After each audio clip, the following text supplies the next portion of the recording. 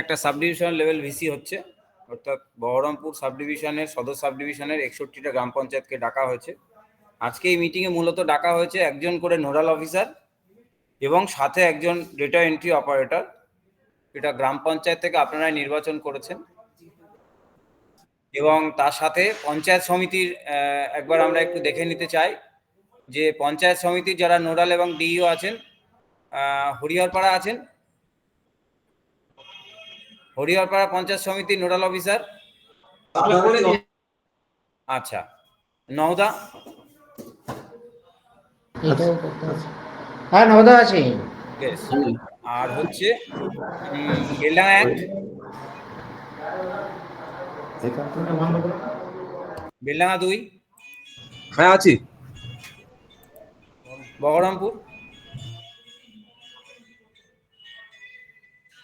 হ্যাঁ আছি, বহরমপুর আছি।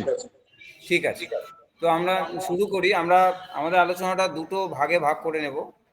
আপনারা প্রত্যেকেই জানেন যে একটা ডিপার্টমেন্টের 6 ফিনান্স কমিশনের রিকোয়ারমেন্ট অনুযায়ী একটা পোর্টাল চালু হয়েছে রিগার্ডিং সিপস এসএফসি ডেটা এন্ট্রি।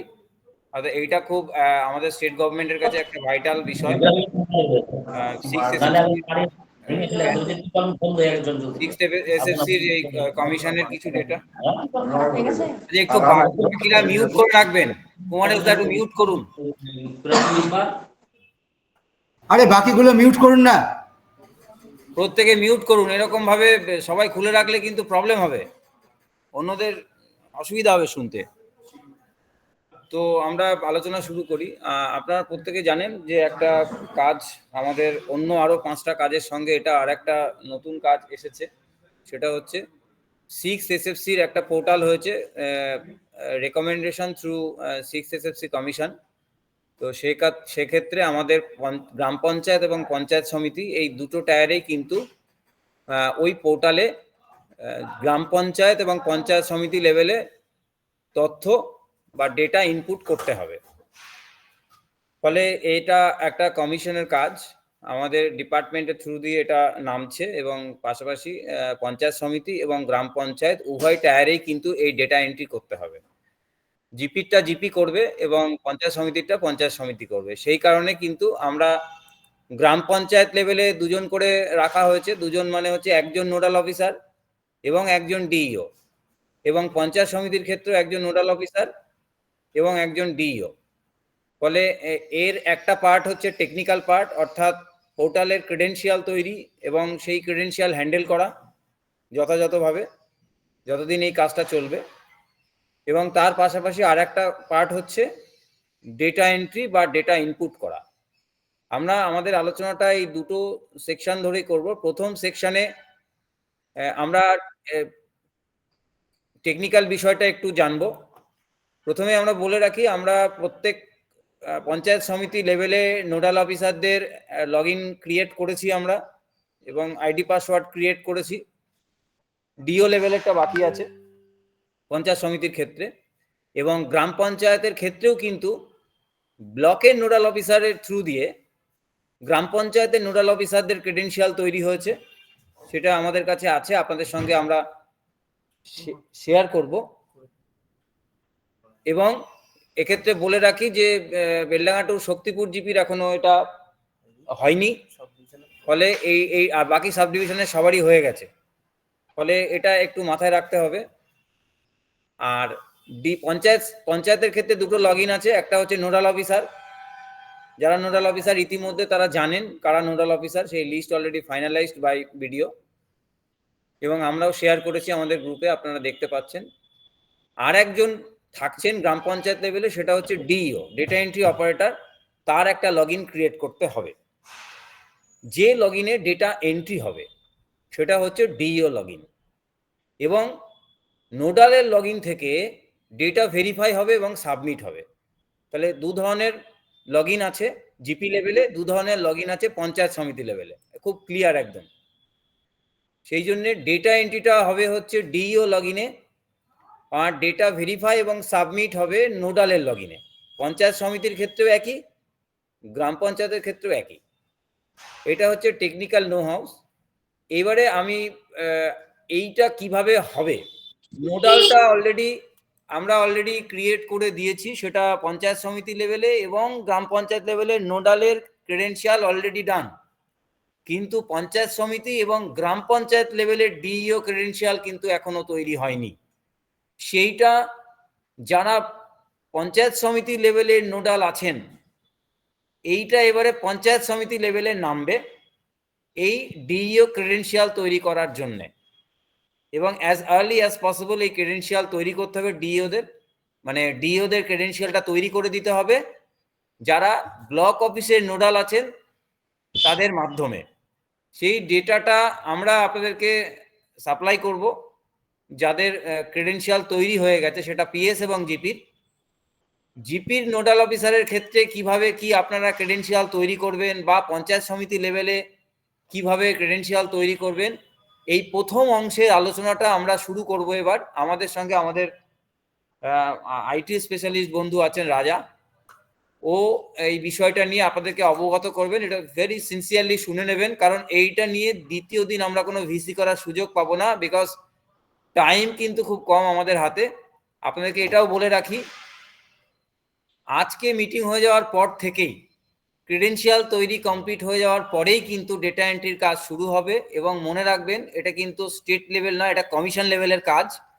শুধুমাত্র স্টেট নয়, এটা একটা কমিশন লেভেলের ম্যান্ডেট আছে।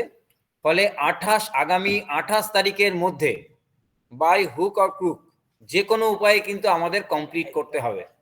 28 তারিখ হচ্ছে লাস্ট ডেট। ফলে 28 তারিখের মধ্যে আমাদের পুরো এন্ট্রির কাজটা কমপ্লিট করতে হবে। এবারে আমরা পোর্টালের ম্যান্ডেটের জায়গা, যেটা ক্রেডেনশিয়াল ক্রিয়েট করা এবং সেটা হ্যান্ডেল করা, সেটার বিষয়ে রাজা এই বিষয়ে আলোকপাত করছে। আপনারা একটু কাইন্ডলি শুনবেন।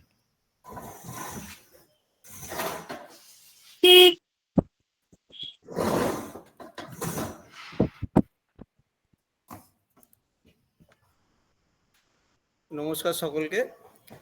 আমি জাস্ট পোর্টালটা কিভাবে আপনাদের ডিও লগ ইনটা করতে হবে ব্লক স্তরের নোডাল আইডি দিয়ে সেটা দেখিয়ে দিচ্ছি। সেক্ষেত্রে কোনো অসুবিধা নেই, খুব সহজেই কাজটা হয়ে যাবে ডেটাটা যদি আপনাদের কাছে অ্যাভেলেবেল থাকে। আমি স্ক্রিনটা শেয়ার করব, একটু লক্ষ্য করবেন কিভাবে করছি, ঠিক আছে?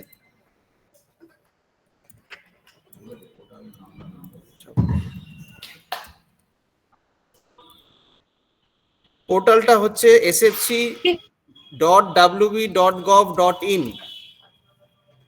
শোনা গেল পোর্টালটা? আমি স্ক্রিনটা শেয়ার করব, লক্ষ্য করবেন একটু। আরেকবার বলেন। sfc.wb.gov.in। রাজা স্ক্রিন শেয়ার করে দাও, ওখানে দেখতে পেয়ে যাবো, অসুবিধা নেই। হ্যাঁ, করে দিচ্ছি।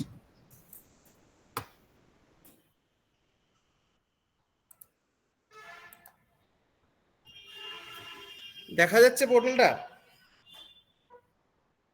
হ্যাঁ, দেখতে পাচ্ছি।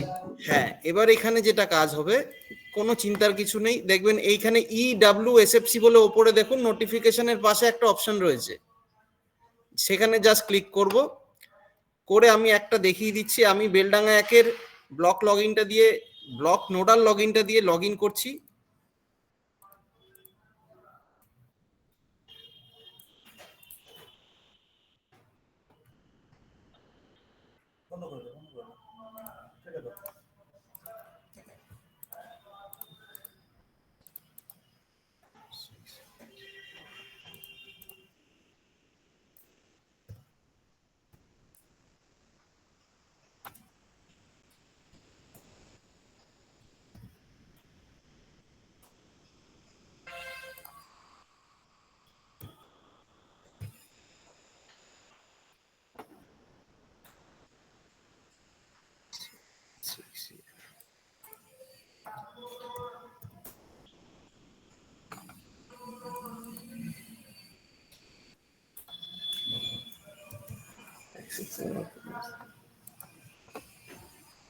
হ্যাঁ, এখানে দেখুন আমরা বেলডাঙ্গা 1-এর লগ ইন আইডিটা দিয়ে লগ ইন করেছি।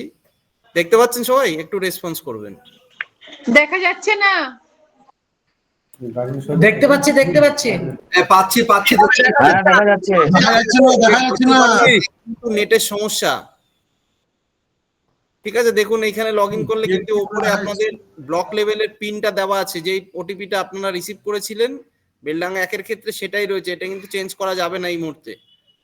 ঠিক আছে, আমরা স্ক্রিনটা already বড় করলে ভালো হয়, দেখা যাচ্ছে না সঠিকভাবে। এবার ঠিক আছে, হ্যাঁ, এবার এই পিনটা যেটা আমরা ওটিপি হিসাবে আপনাদের কাছ থেকে নিয়েছিলাম ব্লক স্তরে, কিন্তু সেই ওটিপিটা এখনো অবধি পিন হিসাবে থাকছে। পঞ্চায়েতের ক্ষেত্রে কিন্তু ওটিপি যেটা নিয়েছি সেটা কিন্তু পরে লগ ইন করা মাত্রই পাসওয়ার্ড হিসেবে চেঞ্জ করতে হবে, এবং আমরা করেছি এবং আপনাদের সঙ্গে শেয়ারও করেছি। ব্লক স্তরের যিনি নোডাল তার এই মুহূর্তে যেই কাজটি রয়েছে, আমরা দেখুন এইখানে বাঁদিকে যে মেনুটা রয়েছে তার মধ্যে সেকেন্ড অপশন ইউজার ডিরেক্টরি বলে একটা অপশন রয়েছে, দেখা যাচ্ছে তো? প্রথমে পঞ্চায়েত সমিতি স্তরে ঢুকে এইখানে আপনারা ডেটা এন্ট্রি ইউজার হিসেবে 5টা নাম এন্ট্রি করতে পারেন। আপনারা যদি মিনিমাম একটা করেন তাহলে তার নাম, মোবাইল নাম্বার, ইমেল আইডিটা দিয়ে জাস্ট আপডেট ইউজারে ক্লিক করবেন, তাহলে ডিওটা হয়ে গেল। এই ডিও সাহেব যিনি হবেন তার ফোন নাম্বার দিয়ে পরে লগ ইন করে ফরগেট করলেই ওটিপিটা তার ফোনে চলে আসবে। এই ক্ষেত্রে আপনাকে কিন্তু পাসওয়ার্ডটা বানিয়ে দিতে তাকে হবে না, তিনি ফরগেট করলেই ওটিপি চলে আসবে, তিনি নিজের মতো পাসওয়ার্ডটা বানিয়ে নেবেন। একইভাবে পঞ্চায়েতের ক্ষেত্রে যেটা করব, দেখুন আমরা বেলডাঙ্গা 1-এর বেগুনবাড়ির ক্ষেত্রে ধরি, নোডাল হিসাবে কিন্তু আমিনুলদার নাম দেওয়া আছে। আমরা এবার কি করব, আমি ধরি বেগুনবাড়ির মুনমুন্দি ডেটা এন্ট্রি অপারেটর হিসাবে কাজ করবে, তাহলে আমি এখানে ওনার নামটা বসিয়ে দিলাম। নম্বরটা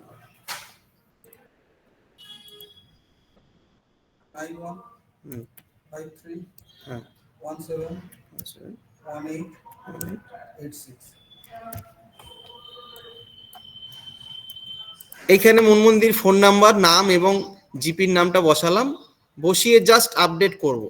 এটা হয়ে গেল ব্লকের তরফ থেকে জিপির ডেটা এন্ট্রি অপারেটর হিসাবে যে আইডিটা তৈরি করতে হবে সেটা। এবার ডেটা এন্ট্রি অপারেটর পাসওয়ার্ডটা কিভাবে বানাবেন, তিনি তার মোবাইল নাম্বারটা দিয়ে এই পোর্টালে লগ ইন করে ফরগেট করলেই তার কাছে ওটিপি চলে আসবে, তিনি তার মতো পাসওয়ার্ড বানিয়ে নেবেন। সেটা কি দেখাতে হবে নাকি বুঝতে পারলেন ব্যাপারটা? রাজাদা এটা তো ব্লক লেভেল থেকে করে দিবে তো? হ্যাঁ, ব্লক লেভেল থেকে করে দিতে হবে, আগে ব্লককে ডেটাটা দিতে হবে কাকে করবে ডেটা এন্ট্রি অপারেটর হিসাবে।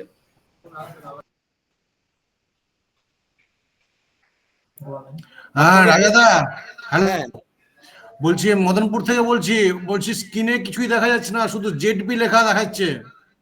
বাকিরা একটু রেসপন্স করবেন। হ্যাঁ, আমরাও দেখতে পাচ্ছি না, শুধু জেডপি দেখতে পাচ্ছি। দেখতে পাচ্ছি।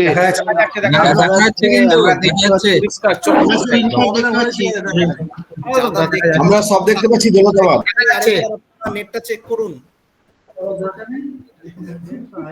নেট হাইফাই নেট আছে। তাহলে বাকিরা কি করে দেখছে একটু, না হলে আপনারা আউট হয়ে লগ ইন করুন, আমি 2 মিনিট বসছি। না হলে না, আমরা তো ক্লিয়ার দেখতে পাচ্ছি রাজাদা, হয়তো নেটের কোনো সমস্যা থাকতে পারে তাদের। আমরা ক্লিয়ার দেখতে পাচ্ছি।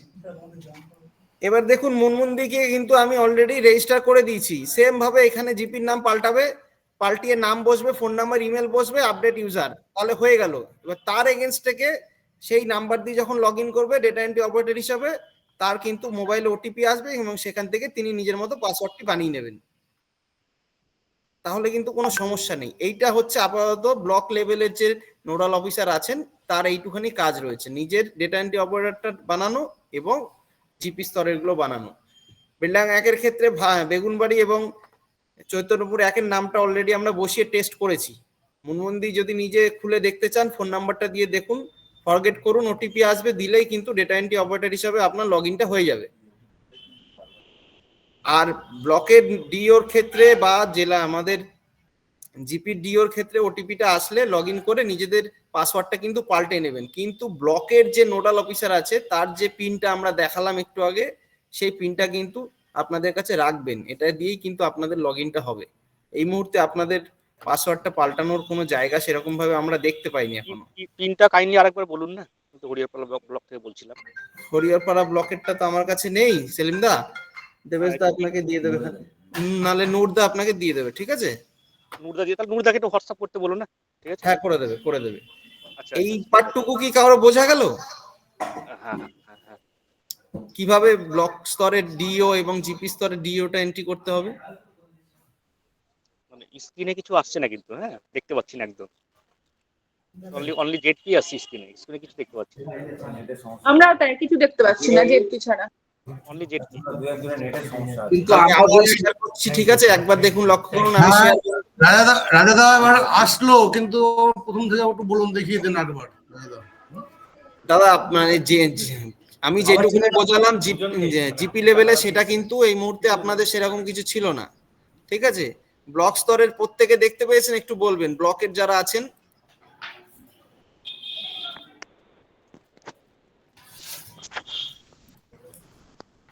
ব্লক স্তরে যারা নোডাল হিসেবে আছেন, হ্যাঁ এনারা দেখতে পেয়েছেন যে কি করতে হবে আপনাদের পার্টটা?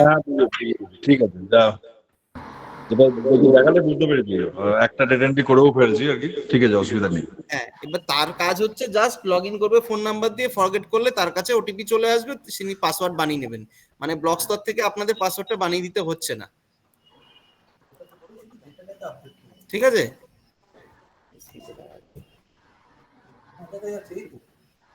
হ্যাঁ, এইটা হলো আমাদের ব্লক স্তরের কাজ। এই টেকনিক্যাল পার্টে যদি কোনো প্রশ্ন থাকে বলুন, না হলে আমরা ডেটা এন্ট্রি পার্টে এরপরে জিপি স্তর থেকে এবং ব্লক স্তর থেকে আমরা দেখব।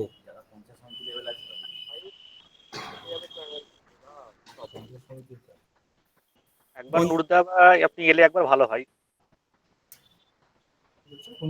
ভরিয়ার পর পাসওয়ার্ডটা পাঠিয়ে ব্লকেরটা আমরা আপাতত ব্লকেরটা প্রথমে দেখাচ্ছি, ডেটা এন্ট্রিটা, তারপরে জিপি ডেটা এন্ট্রিটা দেখিয়ে দেওয়া হবে। তাহলে কি আমরা চলে যাবো ডেটা এন্ট্রি প্রসেসে? কি কি লাগবে একটু দেখে নিন ডেটাগুলো।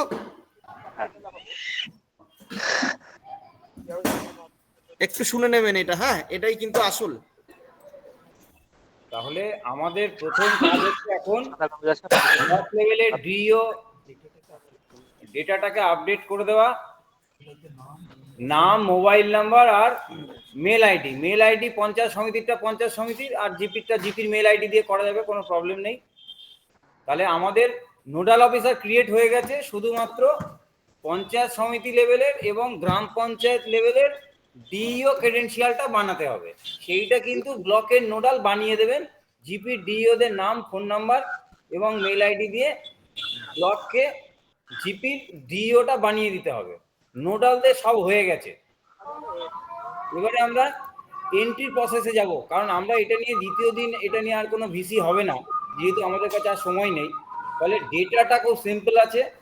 এই ডেটাটা প্রত্যেকটা জিপি ধরে ধরে করতে হবে। এই ডেটাটা কি হবে, কিভাবে ফিল আপ হবে, এইটা ভালো করে ডিইও এবং যারা নোডাল আছেন ভালো করে বুঝে নিন, কারণ এইটা নিয়ে যাতে পরবর্তীতে আর কোনো কোশ্চেন না থাকে। কারণ ডেটাও আপনাদের কাছে আছে, শুধুমাত্র ক্রেডেনশিয়ালটা হয়ে গেলে, এটা সিঙ্গেল টাইম প্রসেস একটা হয়ে গেলে তারপরে এন্ট্রি প্রসেস শুরু হবে। এইটা আমাদের দেবাশিস বাবু আছেন, দেবাশিস বাবু ডেলিভার করছেন, আমাদের ডেটাগুলো এন্ট্রি হবে। হ্যাঁ, নমস্কার সকলকে। আশা করছি আমার কথা শোনা যাচ্ছে। এতক্ষণ অবধি আপনাদের কাছে একটা জিনিস পরিষ্কার হয়ে গেছে। এরকম মিউট করে দাও না সবাইকে, একটু দেখো না মিউট। আমি একটু দেখে নিচ্ছি কারা কারা আনমিউটেড আছেন এখানে। মিউটেড চুয়া গ্রাম পঞ্চায়েতকে আমি মিউট করে দিচ্ছি। চুয়া গ্রাম পঞ্চায়েতটা খোলা ছিল, দেখছি কার খোলা আছে, দেখে নিচ্ছি। আপনাদেরকে সবাইকে রিকোয়েস্ট করব, যারা যারা সঞ্জীব চক্রবর্তী আছেন ওনার মিউট করে দিলাম, সেলিম আহমেদ ওনাকেও মিউট করে দিলাম। আচ্ছা, আপনাদের যখন কোনো স্পেসিফিক প্রশ্ন হবে আপনারা অবশ্যই প্রশ্ন করবেন। আগে আমাকে একটু বলে নেওয়ার সুযোগ দিতে হবে। আমার পরিচয় হচ্ছে, আমি দেবাশিস ঘোষ, আমি আইএসডিপি সেলেরই একজন কর্মরত। তো মূলত বিষয়টা হচ্ছে যে আমরা যে ষষ্ঠ অর্থ কমিশন যেটা আছে, এই ষষ্ঠ অর্থ কমিশনের যে ওয়েবসাইটটি আছে, যেটা আমাদের একটু আগে প্রেজেন্টেশনে দেখানো হচ্ছে, সেটা হচ্ছে যে আমাদের স্টেট ফিনান্স কমিশনের একটা ওয়েবসাইট আছে। সেই ওয়েবসাইটেই আমাদের বিভিন্ন রকম কাজ হবে। মূলত যেটা আমাদের এখন টাইমলাইন দেওয়া হয়েছে, যেটা হচ্ছে আমাদের 28 নভেম্বর, মানে 28 নভেম্বরের মধ্যে আমাদের ডিস্ট্রিক্টের ডেডলাইন আছে, যে 28 নভেম্বরের মধ্যে আমাদেরকে করতে হবে। তো 28শে নভেম্বরের মধ্যে যেটা করতে হবে, সেই করতে হবার মধ্যে যেটা হচ্ছে যে প্রথম এন্ডে আপনাদের যে কাজটা ছিল, যেটা কিন্তু আমরা ডিস্ট্রিক্টের আইএসডিবি সেল থেকে কিন্তু আমরা একটা কাজ করে দিয়েছি, কারণ এখানে অনেক টেকনিক্যালিটিস ছিল, যার মধ্যে হচ্ছে নোডাল অফিসার ক্রিয়েশন। তো পঞ্চায়েত সমিতি এবং হচ্ছে গ্রাম পঞ্চায়েত এই নোডাল অফিসার আমরা ক্রিয়েট করে দিয়েছি। এখন শুধুমাত্র কাজ হচ্ছে আপনার পঞ্চায়েত সমিতি যিনি নোডাল অফিসার আছেন, স্পেসিফিক্যালি তিনি গ্রাম পঞ্চায়েতগুলো এবং তার পঞ্চায়েত সমিতির নোডাল অফিসার ক্রিয়েট করবেন। এটুকু হলো কাজ। Sorry, data entry operator create করবেন, ডেটা এন্ট্রি ইউজার ক্রিয়েট করবেন। তো এই যে ডেটা এন্ট্রি ইউজার ক্রিয়েট করবেন, এটা খুব সিম্পল একটা প্রসেস, রাজা একটু আগে বলেছে। তার আপনাদের যদি কোনো প্রবলেম হয়, আপনারা রাজা বা আমাদের কারোর সাথে কন্ট্যাক্ট করবেন, ইট ইজ ভেরি ইজি। এখন মূলত যেটা আমরা বলবো সেটা হচ্ছে যে আমাদের কি করতে হবে, কাদেরকে। এখানে প্রথম প্রশ্নটা হচ্ছে ডেটা এন্ট্রি ইউজারে যাদের নাম থাকবে তাদেরকে করতে হবে। আর নোডাল অফিসার যারা থাকবেন তারা কি করবেন, ডেটাটাকে ভ্যালিডেট করবেন। কেন করবেন, তার কারণ হচ্ছে জানেন, আমরা অ্যাকাউন্টিং প্রসেসে যদি দেখি, সেটা হচ্ছে কিন্তু আমাদের একজন কিন্তু এন্ট্রি করলে তিনি সেটা ভ্যালিডেট করেন না। তো সেখানে দাঁড়িয়ে আমাদের এটা একটা খুব ইম্পর্টেন্ট ডেটা। তো সেই ডেটা আছে যে এই ডেটাটা বিভিন্ন প্যারামিটার্সকে আমরা জাজ করব, বা স্টেট জাজ করবে বা ফিনান্স কমিশন জাজ করবে। সে কারণেই কিন্তু নোডাল অফিসারের নাম দিয়ে, তার ফোন নাম্বার দিয়ে, তাকে স্পেসিফিক্যালি তার ওটিপি আসছে, ওটিপি আসার পরে পিন নাম্বার আসছে, সেই পিন নাম্বার থেকে তিনি লগ ইন করছেন, লগ ইন করার পরে তিনি করছেন। এখন আমি রাজা যিনি আছেন, রাজাকে আমি একটু বলবো যে আপনি কোনো একটি আমাকে ডেটা এন্ট্রি ইউজারের কি আইডি খোলা হয়েছে, যে কোনো একটি ডেটা এন্ট্রি ইউজার যিনি আছেন তিনাকে কি করতে হবে এবং তারকে কি করতে হবে সেটা নোডাল অফিসারদেরকেও জানতে হবে, সেটা একটু ও করে দিক, করে দিতে। একটা দেখুন, আমরা লগ ইন করছি,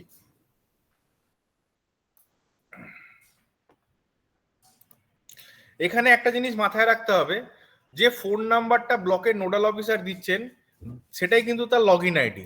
বাই ডিফল্ট ফোন নাম্বারটাই কিন্তু তার লগ ইন আইডি। কোনো অবস্থাতেই কিন্তু ফোন নাম্বারের প্রবলেম আছে, ফোন নাম্বারে কিছু হচ্ছে না, এগুলো বলবেন না।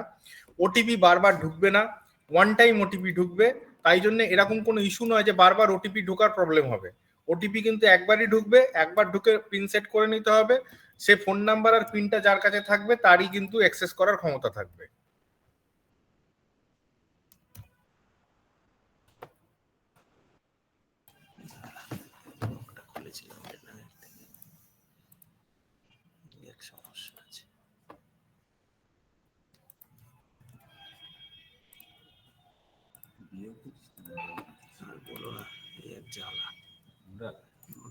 খুলে অ্যাক্টিভ করে নিতে হবে, না না সবসময় করতে হবে, প্রথমবার করতে হবে। 07608।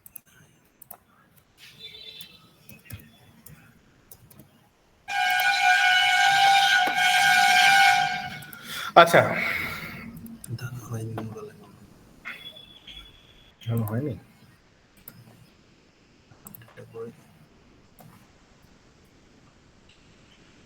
আচ্ছা, রাজা যে প্রসেসটা করলো এটাও আপনাদেরকে বলে রাখি, নোডাল অফিসার কিন্তু শুধু এন্ট্রি করা শুধু সেইখানেই সীমাবদ্ধ নয়, ওনাকে কিন্তু ফার্স্ট টাইম কিন্তু আমাদেরকে হচ্ছে ইউজারকে আপডেট করে দিতে হবে।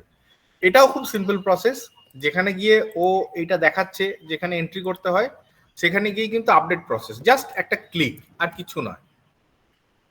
এবার আমরা একজন ডেটা এন্ট্রি ইউজার যিনি আছেন তার লগ ইনটাই আমরা ঢুকবো এবং তিনি কি করবেন সেটাও আমরা দেখতে পাবো।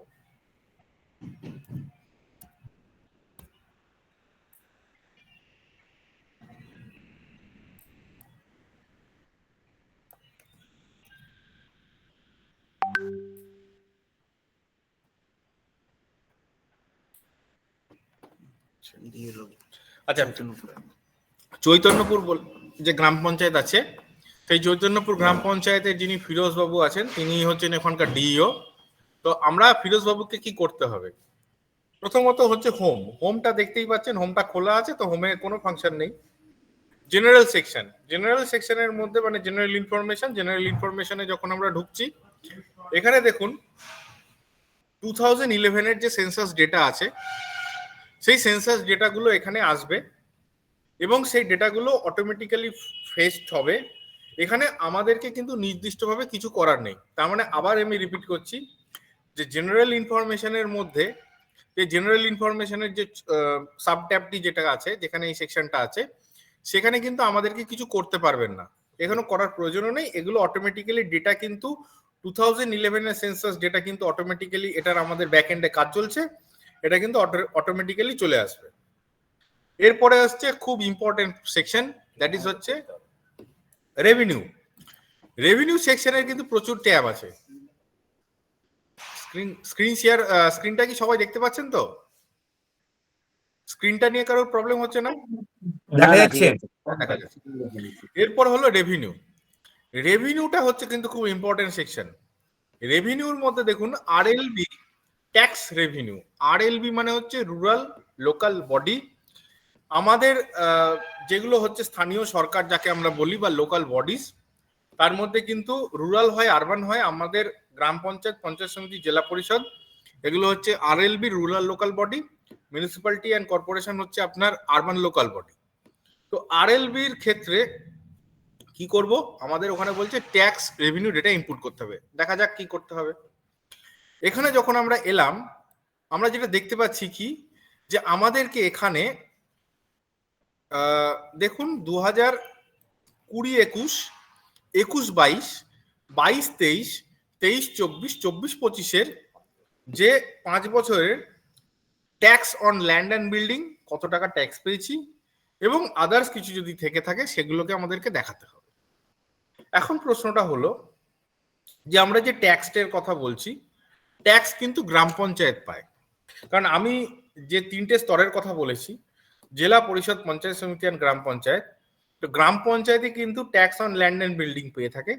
তাহলে গ্রাম পঞ্চায়েতে কিন্তু এই সেকশনটা দেখাচ্ছে, পঞ্চায়েত সমিতির কিন্তু এই সেকশনটা দেখানোর কথা নয়। এখন প্রশ্নটা হচ্ছে ডেটাটা কোথা থেকে পাবেন? আপনারা প্লিজ নোট ডাউন করে নেবেন যে আমি যে সালগুলোর ডেটার কথা বলছি সেই সময় কিন্তু সহজ সরল ছিল না। কারণ আমি বলছি যে এই সালটার কথা, লাস্ট যেটা চেয়েছে সেটা হচ্ছে 24-25। তাহলে এই 24-25 অবধি কিন্তু আমার সহজ সরল ছিল না। আমরা কিন্তু 25-26 থেকে সহজ সরল করছি। তাহলে আমাদের ছিল আমাদের জিপিএমএস, যেটা আমরা জিপিএমএস এর মাধ্যমে করেছি গ্রাম পঞ্চায়েতের ক্ষেত্রে। আরেকটা হচ্ছে আইএফএমএস সরল, সহজ সরল নয়, আইএফএমএস সরল, যে ডেটাটা হচ্ছে পঞ্চায়েত সমিতির ক্ষেত্রে। এখন প্রশ্নটা হচ্ছে, যেহেতু এটা আমি পঞ্চায়েত সমিতির ক্ষেত্রে প্রযোজ্য নয় বলে দিয়েছি, কারণ ট্যাক্সটা পঞ্চায়েত সমিতি পায় না, তাহলে এইটুকু কাজ কিন্তু গ্রাম পঞ্চায়েতই করবে। এবার পঞ্চায়েত সমিতির ক্ষেত্রে কিন্তু এটাকে 0 করে দিয়ে সাবমিট করতে হবে। গ্রাম পঞ্চায়েতের ক্ষেত্রে কি করতে হবে? Compile collection and expenditure report. আবার রিপিট করছি, compile collection and expenditure report এই প্রত্যেকটা বছরের কিন্তু গ্রাম পঞ্চায়েতকে বলবেন প্রিন্ট করতে। মানে যিনি আপনার ডেটা এন্ট্রি অপারেটর আছেন, তিনি, তার নোডাল কি যিনি আছেন, বা সেখানে যিনি সেক্রেটারি আছেন বা সেক্রেটারি চার্জে আছেন বা এক্সিকিউটিভ আছেন, তাকে বলবেন এই 5টা বছরের আমাকে compile collection and expenditure report একটু আমাকে প্রিন্ট করে দেবেন। ওই প্রিন্টেড কম্পাইল কালেকশনের ওখানে যখন পাবেন, ওখানে দেখবেন বিভিন্ন লেজার ওয়াইজ আপনার কালেকশন অ্যান্ড আপনার এক্সপেন্ডিচারটা বলা আছে। তো রিসিপ্টস অ্যান্ড পেমেন্ট যেগুলো আছে, ওখানে দেখবেন আপনি যে on source revenue, on source revenue বলে একটি লেজার পাবেন। এই লেজারের মধ্যে আমরা যখন ডান দিকে কালেকশন সাইডটা দেখব বা রিসিপ্ট সাইডটা দেখব, সেখানে আমরা কি দেখতে পাবো? সেখানে কিন্তু আমরা দেখতে পাবো যে tax on land and building. আচ্ছা, শুধু কি tax on land and building দেখতে পাবো? Tax on land and building, কোথাও দেখবেন কারেন্ট ট্যাক্স, কোথাও লেখা আছে তার সাথে এরিয়ার ট্যাক্স। মানে মধ্যে কথা, এই tax on land and building বলতে যা লেখা আছে, যতগুলো রকম ভাবে লেখা আছে ততগুলোকে যোগ করব, সেই বছরের যোগ করে কালেকশনের ঘরে বসিয়ে দেবো। থাকলো বাকি ডিমান্ড। ডিমান্ডের ক্ষেত্রে আমরা কি করব? ডিমান্ডের ক্ষেত্রে আমরা জানি যে আমাদের কালেকশন অ্যান্ড ডিমান্ড যে রেজিস্টার, সেটাকে বলা হয় ফর্ম 7। এই ফর্ম 7 রেজিস্টারটি কে মেনটেন করেন? এই ফর্ম 7 রেজিস্টারটি আমাদের ট্যাক্স কালেক্টররা মেনটেন করেন। তো ট্যাক্স কালেক্টররা যেটা মেনটেন করেন, ওটা আসতে বলতে ট্যাক্স কালেক্টররা যেটা মেনটেন করেন, সেখানে তাদের কাছে প্রত্যেক বছরের ডিমান্ড থাকার কথা, বা যদি কিনা আপনাদের সম্পদ প্রতিবেদন বানিয়ে থেকে থাকেন তাহলে সেখানেও পেয়ে যাবেন, বা আপনাদের ট্যাক্স কালেক্টরের কাছে ডিমান্ডটা পাবেন। কিন্তু কোনো অবস্থাতেই দেখবেন ডেটা পুট করতে গিয়ে, আমি বিশেষ করে নোডালদেরকেও বলছি, কোনো অবস্থাতেই ডেটা কোনো পুট করতে গিয়ে দেখবেন যে ডিমান্ড কেন কখনোই যেন কালেকশনের থেকে কম না হয়ে যায়, কোনো বছরেই ডিমান্ড যেন কালেকশনের থেকে কম না হয়ে যায়। এটা কিন্তু ক্লারিক্যাল মিস্টেক হতে পারে, একটা ডিজিট হয়তো আমি বসালাম না, এরকমটা ঘটতে পারে। এটা কিন্তু একটু দেখে নিতে হবে, ডেটা এন্ট্রি যিনি করবেন তিনিও দেখবেন, নোডালকে তো দেখতেই হবে। তাহলে এটা গেল বিষয়। আদার্স কিছু থাকার, এখানে আমার আদার্সের কিছু আমরা যাচ্ছি না, তাহলে সেখানে আমরা এখানে 0 করে সাবমিট করব। এরপরে রেভিনিউর মধ্যে দ্বিতীয় যে পোর্শনটা আছে সেটা হচ্ছে নন ট্যাক্স রেভিনিউ। আমরা নন ট্যাক্স রেভিনিউতে কি বলছে একটু দেখে নিই। নন ট্যাক্স রেভিনিউতে যখন আপনি যাচ্ছেন তাহলে নন ট্যাক্স বলতে কি বোঝায় এটাকে আমাকে জানতে হবে। তো নন ট্যাক্স বলতে কি বোঝাচ্ছে, আমাদের 16 ধরনের 16 আমাদের কিন্তু নন ট্যাক্স কালেকশনের হেড আছে, জেনারেলি হেড আছে। এবং আপনারা মনে থাকবে 2018 সালে কি 19 সালে আমাদের তৎকালীন সময়ে কমিশনার অফ পঞ্চায়েত ডিপার্টমেন্ট কিন্তু একটি অর্ডার করেছিলেন, যেখানে কিন্তু কি কি নন ট্যাক্সের হেড আছে ওটা কিন্তু বলে দিয়েছিলেন। তো স্বাভাবিকভাবেই নন ট্যাক্সের হেডের মধ্যে যেগুলো থাকার কথা, যেমন ধরুন প্রথমটা কি বলেছে যে হচ্ছে আমরা যে যানবাহন যেগুলো মোটর ভেহিকেলস অ্যাক্ট অনুসারে হয় না তার রেজিস্ট্রেশন যদি করে থাকি, তো এইগুলো দেখবেন, এইগুলো যদি আপনার যেগুলো যেগুলো হয়ে থাকে সবকটা প্রযোজ্য নয়। কোনটা কোনটা প্রযোজ্য আমি একটু আপনাদেরকে বলে দিই। প্রথম কথা হচ্ছে এই কনজারভেন্সি ট্যাক্স মানে আমি যেটা জানি কনজারভেন্সি রেট যেটা আছে। আচ্ছা, নন ট্যাক্সের মধ্যে আমি আপনাদেরকে আরেকটু ক্লিয়ার করে দিই। নন ট্যাক্স কিন্তু আমাদের কি কি হতে পারে, নন ট্যাক্স হতে পারে 3 রকমের। কি কি হতে পারে, একটা বলা হয় ফিজ, একটা বলা হয় রেটস, একটা বলা হয় হচ্ছে টোলস। ফিজ যেটা আছে, যত রকমের ফি, বিল্ডিং পারমিশন ফি ওটা কিন্তু ফি, ট্রেড রেজিস্ট্রেশন ফিজ সেটা কিন্তু ফিজ। তো এরকম যত রকমের ফিজ গুলো আছে সেগুলোকে কিন্তু আমরা ফিজ ক্যাটাগরাইজে ফেলি। রেটস মানে হচ্ছে আমরা যে পরিষেবাগুলো দিচ্ছি, একটা নাগরিক পরিষেবা যেটা আমরা দায়বদ্ধ, সেই পরিষেবাগুলো দিচ্ছি, সেই পরিষেবা দিতে গিয়ে আমরা গ্রাম পঞ্চায়েতের অ্যাসেসিদের থেকে, অ্যাসেসি মানে যিনি করদাতা, তাদের থেকে যে টাকাগুলো নিচ্ছি সেটাকে আমরা রেটস বলি। রেটসের মধ্যে কিরকম রেটস হতে পারে, যেমন আমরা কনজারভেন্সির রেট নিচ্ছি। আমি জানি এখানে আপনার বহরমপুরের কিছু গ্রাম পঞ্চায়েত আছে যারা নেয়, সেটা হচ্ছে বজ্র পরিষ্কার করছি, এবং সেই কারণে তারা আরো ভালোভাবে করছে, তারা মিউনিসিপ্যালিটির মতন পরিষেবা দিচ্ছেন, সেই কারণে যে রেটটা নিচ্ছেন তাকে কনজারভেন্সি রেট বলা হয়। সমস্ত গ্রাম পঞ্চায়েত এরিয়া জুড়ে স্ট্রিট লাইট জ্বলছে, এবং স্ট্রিট লাইট যে জ্বলছে সেটা সোলারে জ্বলছে না, তার ইলেকট্রিকে জ্বলছে। তাহলে ইলেকট্রিকে জ্বলছে মানে এসি ডিসিএল কে আমার ইলেকট্রিকের স্ট্রিট লাইট অনুসারে তার একটা রেটের পেমেন্ট দিতে হচ্ছে। সেই যে পেমেন্টটা দেব গ্রাম পঞ্চায়েত হিসেবে, আমি ধরুন আমি যদি গ্রাম পঞ্চায়েত হই, তাহলে আমাকে তো টাকাটা কোথাও থেকে নিতে হচ্ছে, সেইটা কি হচ্ছে আমরা রেটস আকারে অ্যাসেসিদের থেকে নিচ্ছি। তো এরকম বিভিন্ন রকম পরিষেবা আছে যেগুলোকে আমরা রেটস ক্যাটাগরাইজ করি। এছাড়া হচ্ছে টোলস, যেগুলো হচ্ছে আমরা অবশ্যই নোটিফিকেশন আছে, তার ডিউ প্রসেস আছে। তো ডিউ প্রসেসটা যেটা আছে সেটা আমি আর এই মিটিং এ বলছি না, যদি কারোর প্রশ্ন থাকে আমাদেরকে পরে জানতে পারেন, আমরা বলবো যে আমাদেরই নির্দিষ্ট একটি রাস্তা বা একটি ফেরিঘাট, সেখানে হচ্ছে যেটা সম্পূর্ণরূপে আমরাই মেনটেন করছি এবং আমাদেরই, সেই ক্ষেত্রে আমরা যদি চাই টোল বসাতে পারি। তো সেক্ষেত্রে অনেক বিভিন্ন বিষয় আছে, তাহলে সেক্ষেত্রে আমরা যদি টোল নিই সেটা হচ্ছে টোল। আর যদি ধরুন আমাদের কোনো ফেরিঘাট থাকে, ফেরিঘাটটার মধ্যে এখানে একটা প্রিন্সিপালস অফ সাবসিডিয়ারি বলা হয়, মানে হচ্ছে যে ফেরিঘাটের এপারটা এবং ওপারটা দুটোই যদি আমার পঞ্চায়েতের মধ্যে পড়ে তাহলে সেই ফেরিঘাটটি আমার। তো সেই ক্ষেত্রেও কিন্তু আমরা ফেরিঘাটের থেকেও যদি হয় সেখানেও কিন্তু আমরা টোল নিতে পারি। তো মোদ্দা কথা হচ্ছে যে এই বিভিন্ন রকম আমাদের ওন সোর্স আছে। এইটা ছাড়াও দেখুন এখানে বিভিন্ন সেগুলোই বলা আছে যেগুলো আমি বলেছি।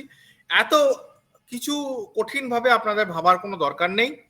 আপনারা যেটা করবেন সেটা হচ্ছে যে আপনাদের compile collection and expenditure report, তাতে যা যা উল্লেখ আছে শুধু সেটাই দেবেন, বাদ বাকির ক্ষেত্রে 0 দেবেন।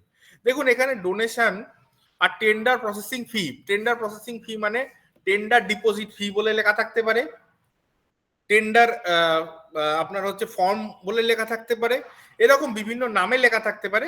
একটু যিনি অ্যাকাউন্টিংটা করেন মানে সেক্রেটারি বা এক্সিকিউটিভ, ওনার কাছ থেকে সহায়তা নিয়ে নেবেন, যিনি ডেটা এন্ট্রি করবেন। তো সেগুলোকে আমরা এখানে বসাবো। লোন অর ক্রেডিট কিন্তু আমাদের ক্ষেত্রে হয় না, লোন অর ক্রেডিট কিন্তু আমরা দেব না। এবার প্রশ্নটা হচ্ছে এখানে একটা ডেটের কথা বলা হচ্ছে। এই ডেটের কথাটা কি বলছে? Last revision of NTR. NTR মানে হলো কি আমরা নন ট্যাক্স রেভিনিউ। এই যে নন ট্যাক্স রেভিনিউটাকে ছোট করে ওখানে এনটিআর বলেছে। তো লাস্ট রিভিশনটা কবে করেছি এনটিআর এর, মানে এটার মানেটা হচ্ছে এটাই যে আমরা বাইলটা কবে লাস্ট অ্যাপ্রুভ করিয়েছি। কারণ আমরা জানি যে আমাদের পঞ্চায়েত প্রশাসনিক আইন অনুসারে বাইল না থাকলে কিন্তু আমরা কোনো অকর যেটা নন ট্যাক্স তুলতে পারি না। তাহলে আপনাদের যে লাস্ট যে বাইলর যে ডেটটা আছে যেটা আপনারা দেবেন, যদি প্রশ্নটা এরকম আসে, আমি যেটা মিটিং আকারে বলছি যে কোনো বাইলর ডেট আপনারা পাচ্ছেন না বা কোনো সমস্যা রাইজ করছে, এটা আমি মিটিং এ আমাকে বলবেন না, আপনারা স্পেসিফিক যিনি আপনাদের আমাদের আইএসডিবিসিএল এর যিনি দায়িত্বে আছেন তার কাছ থেকে পরামর্শ নেবেন সেখানে কি ডেট করবেন। সেটা আপনাদের যে ডেটটা অ্যাভেলেবেল আছে সেটা আপনারা বসাবেন, যদি না থাকে তাহলে সেই স্পেসিফিক পরামর্শ স্পেসিফিক আমাদের যারা আছেন বা আমার সহকর্মীরা আছেন তাদের থেকে নিতে হবে। এর পরবর্তীকালে হচ্ছে আরএলবি স্যালারি পেনশন। আরএলবি স্যালারি পেনশন বলতে কি বোঝাচ্ছে? আমরা জানি যে গ্রাম পঞ্চায়েতের বা পঞ্চায়েত সমিতিতে যারা পিআরআই বডির যারা স্টাফ আছে তারা স্যালারি পান, তারা পেনশনও পান, এবং সেখানে অনেক কন্ট্রাকচুয়াল এমপ্লয়ি আছে যাদেরও কিন্তু আমরা মাইনে দিচ্ছি। এই যে জিনিসগুলো ঘটছে এইগুলো কিন্তু আমাদের বুকস অফ অ্যাকাউন্টসে রিফ্লেক্টেড হয়, আবার কখনো হয় না। প্রশ্নটা হচ্ছে যে আপনারা মনে করতে পারেন যে কেন হয় কেন হয় না। যারা অ্যাকাউন্টিং করছেন স্যালারিটা তারা কি ভুল করছেন? একদমই ঠিক করছেন। আবার যারা করছেন না তারাও কি ভুল করছেন? তারাও ঠিক করছেন। এবার প্রশ্নটা আসবে যে কেন আমি এরকম কথা বলছি। কারণ হচ্ছে আমাদের গ্রাম পঞ্চায়েতের ক্ষেত্রে যদি আমি দেখি বা পঞ্চায়েত সমিতির ক্ষেত্রে যদি আমি দেখি, তাহলে গ্রাম পঞ্চায়েতের ক্ষেত্রে accounts audit and budget rule 2007 আছে।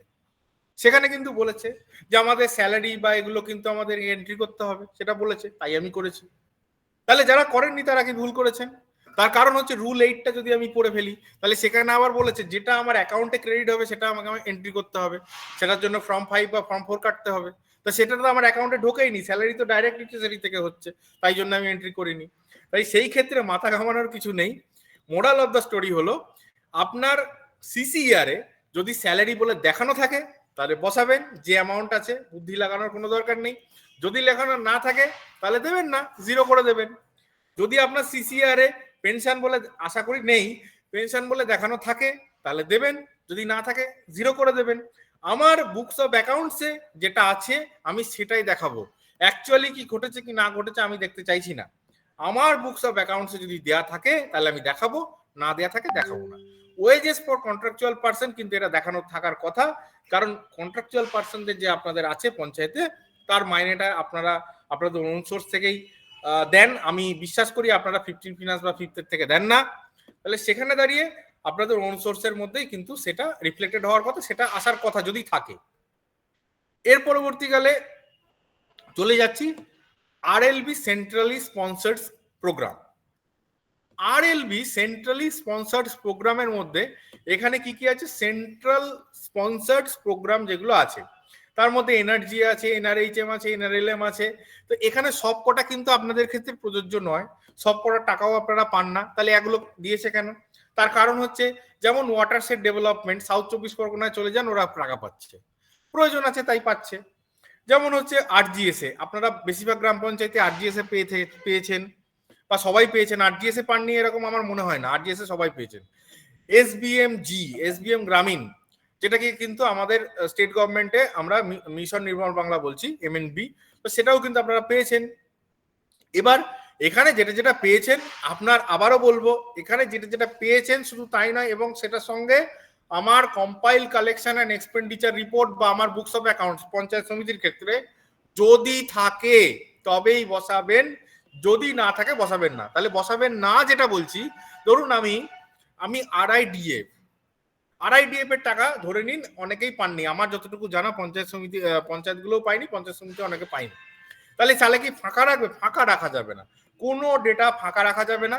যেটা পেয়েছেন সেটা বসিয়ে দিলেন আগে, তারপরে দেখলেন কোথায় কোথায় ফাঁকা আছে, সেই ফাঁকা ফাঁকা জায়গাগুলো 0000 বসিয়ে দিতে হবে।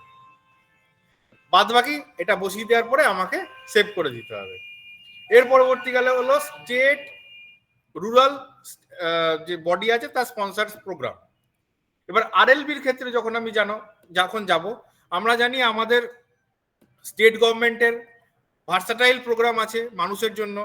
তো সেখানে যে মানুষের জন্য আমরা এত রকম প্রোগ্রাম করছি বা এত রকম টাকা দিচ্ছি, সেটার রিফ্লেকশন আমাদের বুকস অফ অ্যাকাউন্টসে যদি এসে থাকে। যেমন আমি অনেক গ্রাম পঞ্চায়েতের সিসিআর বা পঞ্চায়েত সমিতির বুকস অফ অ্যাকাউন্ট যখন দেখেছি, সেখানে কিন্তু আমি পথশ্রী, সমব্যথী, ভিপিডি অনেকের ক্ষেত্রেই দেখেছি, সহায়ও দেখেছি।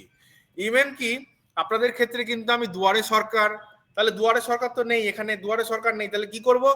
আদার্স প্লিজ স্পেসিফাই, এখানে লিখে দেবো দুয়ারে সরকার, সাবমিট করে দেবো। আমার যদি পাড়ায় সমাধান এসে থাকে, যদি আমি পেয়ে থাকি, সত্যি সত্যি যদি আমি পাড়ায় সমাধানও পেয়ে থাকি, তাহলে পেয়ে থাকছি মানে আমার অ্যাকাউন্টসে আছে, আমার সিসিআর এ দেখাচ্ছে, তাহলে সেটা আমি এখানে আদার্সের ওখানে লিখে দেবো। লিখে দিয়ে যে যে বছরে পেয়েছি সেটা আমি দিয়ে দেবো। মোদ্দা কথা আমার অ্যাকাউন্টসে যা রিফ্লেক্টেড হবে, সেই কারণেই কিন্তু আমি প্রথমে বলেছি যে সিসিআর প্রত্যেকটি বছরের কিন্তু প্রিন্ট আউটটা নিতে হবে এবং কিন্তু ওটাকে থরোলি স্টাডি করে নিয়ে আমাদেরকে কিন্তু এন্ট্রি পোর্শনগুলো করতে হবে। এর পরবর্তীকালে হচ্ছে আরএলবি আনটাইড ফান্ড, দেখে নি। আচ্ছা, আরএলবি আনটাইড ফান্ডের মধ্যে দেখুন 14, 15, 4th, 5th আছে। এবার আনটাইড বলতে কিন্তু মানে আপনারা ভাববেন যে আমি কি 14 এর আনটাইডের কথা বলছি, বা 15 এর আনটাইডের কথা বলছি, বা 5th এর আনটাইডের কথা বলছি। আমি কিন্তু তা বলছি না। আমি কেন বলছি না, তার কারণ হচ্ছে what is the nature of fund. আমাদেরকে আগে ফান্ডের নেচারটা বুঝতে হবে। এমজিএনআরজিএ বা ধরুন আমি যদি বলি যে আমাদের রুরাল লাইভলিহুড মিশন, এগুলো হচ্ছে টাইড নেচারের ফান্ড। টাইড নেচার মানে specific guideline, specific target, specific কাজ, সমস্ত একদম স্পেসিফিক আছে, সেইগুলো হলো গিয়ে টাইড ফান্ড। যখন আমি 15 এর কথা আলোচনা করব, যখন আমি 5th এর কথা আলোচনা করব, অবশ্যই ক্ষেত্রে তার কিন্তু গাইডলাইন আছে, অবশ্যই আছে, কিন্তু তার ক্ষেত্রে টাইডের গাইডলাইনও আছে।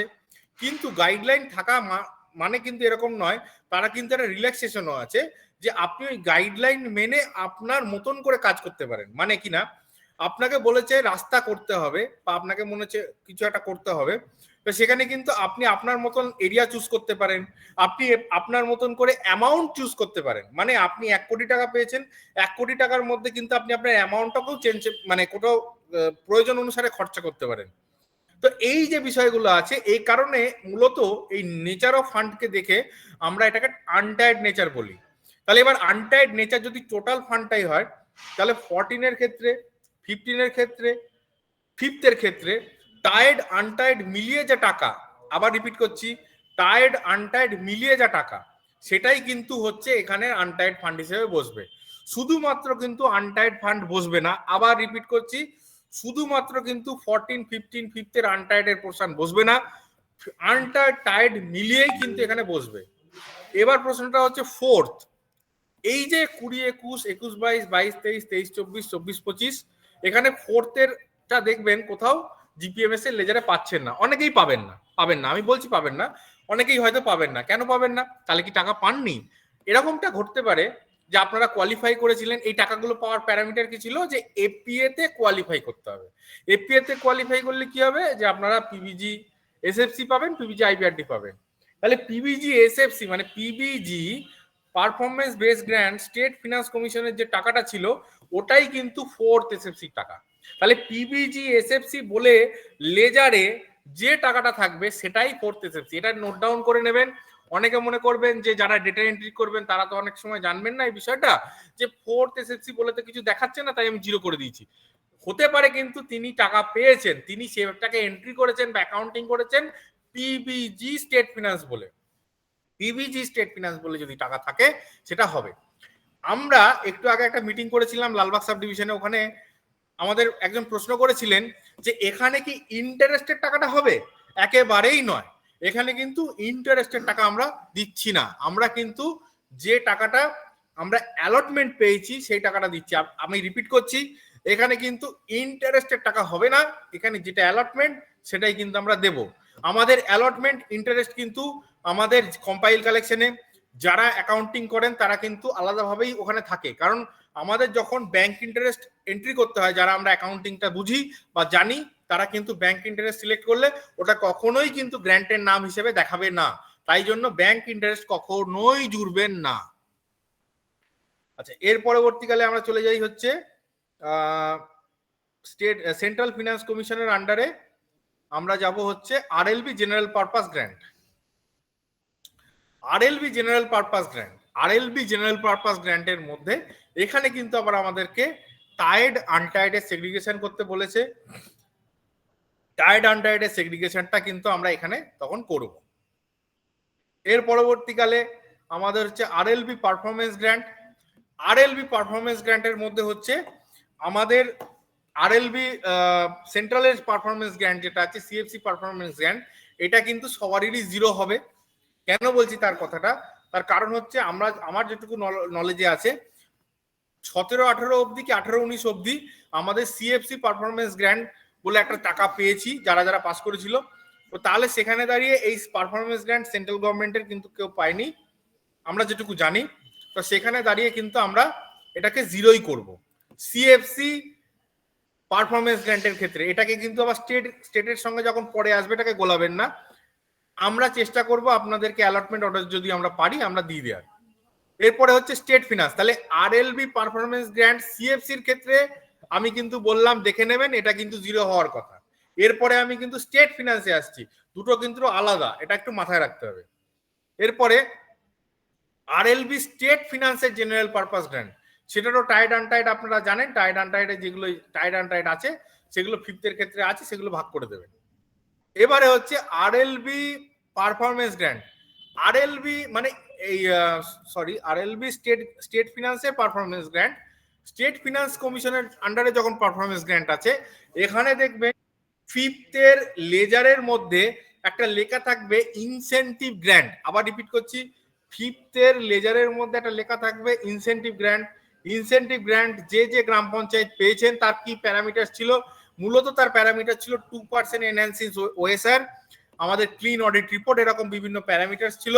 তো ওই প্যারামিটারে সামান্য টাকা গ্রাম পঞ্চায়েতের ক্ষেত্রে 40-50 হাজার টাকা মতন হবে, পঞ্চায়েত সমিতির ক্ষেত্রে 1 লাখ বা তার সামথিং আশপাশে হবে।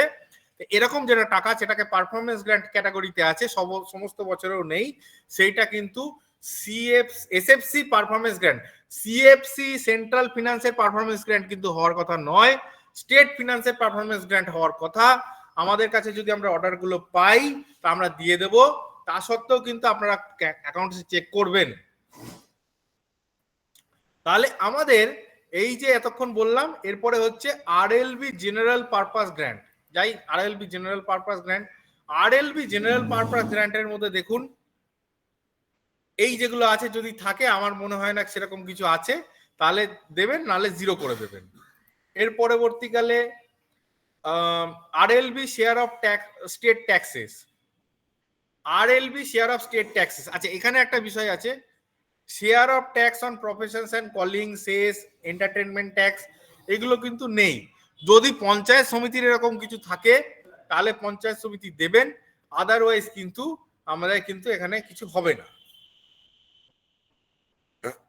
এরপরে হচ্ছে আরএলবি ক্যাপিটাল রিসিপ্ট।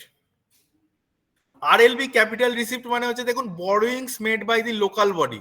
আচ্ছা, বরোয়িংস মানে হচ্ছে আমরা ধার নিয়েছি, বরোয়িংস মানে হচ্ছে আমরা কারোর থেকে টাকা নিয়েছি, ঠিক আছে? সে টাকাটাকে যে আমরা নিয়েছি, আমরা কি কোনোদিন এরকম হয় যে অন্য কোনো বডির থেকে, সেই বডিটা অন্য কোনো টায়ারের হতে পারে, কোনো গভর্নমেন্টের ডিপার্টমেন্ট হতে পারে, বা কোনো ব্যাংক হতে পারে, যে তার থেকে ধার নিয়েছি, আমাদেরকে কেউ গ্র্যান্ট দেয়, অ্যালটমেন্ট দেয়, খরচা করার জন্য টাকা দেয়, কিন্তু আমরা ধার বাবদ কারোর থেকে এরকম নিই না। তাই বরোয়িংসের জায়গায় এটা কিন্তু আমাদের যখন এই যে পোর্টালটি আছে, এই পোর্টালটা কিন্তু 6 স্টেট ফিনান্স কমিশন, মানে এখানে কিন্তু শুধুমাত্র পঞ্চায়েত এন্ট্রি করবে, জেলা পরিষদ এন্ট্রি করবে তা না, এটা কিন্তু সামগ্রিক পোর্টাল। সেখানে দাঁড়িয়ে রাজ্য সরকার জানে না আমাদের মানুষকে পরিষেবা দেওয়ার জন্য এশিয়ান ডেভেলপমেন্ট ব্যাংক, আমাদের ব্যাংক, ওয়ার্ল্ড ব্যাংক, সেখান থেকে বিভিন্ন সময় টাকা নিচ্ছে, তো কোনো ডিপার্টমেন্টে যদি নেয় সেই সবের কারণে এই সব গুলো রাখা আছে। মানে এগুলো কিন্তু আপনাদের ক্ষেত্রে প্রযোজ্য হবে না, এগুলো 0 করে দেবেন। এরপরে হচ্ছে আরএলবি মিসলেনিয়াস রিসিপ্ট। আরএলবি মিসলেনিয়াসের রিসিপ্ট বলছে যে donation or any purpose raise by fund by local body. এবার বলছে ডোনেশন যদি কিছু পেয়ে থাকেন, ঠিক আছে, সেইগুলো যদি থাকে সেটা দেবেন, আদারওয়াইজ কিন্তু এটা আমাদের আলোচনা করে নেবেন। Irregular source of income not coming in the domain of tax non tax, মানে যারা ডোনেশন পেয়েছেন ডোনেশনের গুলো এখানে দেবেন, আর ডোনেশন যদি না থাকে তাহলে দেবেন না, মোদ্দা কথা। এরপরে হচ্ছে এক্সপেন্ডিচার। আচ্ছা, এবার এক্সপেন্ডিচারের ক্ষেত্রে যদি আমি যাই, তাহলে রেভিনিউর ক্ষেত্রে যতগুলো ভাগ, তাহলে সেখানে যেগুলো টাকা পেলেন তারই খরচ যেগুলো হবে সেগুলোরই একই হেড, সেগুলো হচ্ছে এক্সপেন্ডিচার। আমি এক্সপেন্ডিচার নিয়ে ওই জন্য আর এলাবোরেট করে বলবো না। এর পরবর্তীকালে আমার চলে আসছে হচ্ছে অ্যানেক্সচার। তাহলে রেভিনিউর ক্ষেত্রে যা ভাগ আছে, এক্সপেন্ডিচারের ক্ষেত্রে তাই ভাগ। যদি টাকা পেয়ে থাকেন তাহলে এক্সপেন্ডিচারের ক্ষেত্রে সে খরচ করেছেন, একই জিনিস। ক্ষেত্রে একটা জিনিস বলে দেওয়া দরকার, যে সেকশনে রেভিনিউতে কালেকশন আসছে, তাহলে এক্সপেন্ডিচার সেকশনে সেই জায়গায় তার এক্সপেন্ডিচারটাও আসবে। যদি এক্সপেন্ডিচার হয়ে থাকে তাহলে আপনাদের এক্সপেন্ডিচার আসবে। এখানেও একটা দাদা যেটা খুব ইম্পর্টেন্ট কথা বললো, দেখা গেল আপনি এন্ট্রি করার সময় রেভিনিউ সেকশনে দেখা গেল করেছেন যে 20-21 সালে রেভিনিউ করেছেন, কিন্তু 20-21 সালে এক্সপেন্ডিচার দেখাতে পারেননি। হতেই পারে টাকাটা পড়েছিল 21-22 সালে, টাকা ঢোকেনি কিন্তু এক্সপেন্ডিচার হয়েছে। তো সেখানে দাঁড়িয়ে এটা ঘাবড়ানোর কিছু নেই। আমার বুকস অফ অ্যাকাউন্টসে যেটা আছে সেটাই হবে। টাকা ঢুকেছে কিন্তু খরচ হয়নি, এরকমটা খুব কম, অল্প হলেও হয়েছে, এটা আমার যেটুকু মনে হয়। এরপর চলে আসছে আমি অ্যানেক্সচারে। অ্যানেক্সচার বলতে কি বোঝাচ্ছে? এবার দেখুন, আরএলবি এক্সিস্টিং অ্যাসেট, এক্সিস্টিং মানে যা আমি অলরেডি করেছি। এবার অলরেডি কি করেছি, কি করতে পারি, এখানে আমরা কি কাজ করি, এখানে আমরা রোড করি, ব্রিজ করি, কালভার্ট করি, স্ট্রিট লাইট করি, ওয়াটার সাপ্লাই এর কাজ করি, সিউয়েজ করি, বিভিন্ন রকম কাজ করি।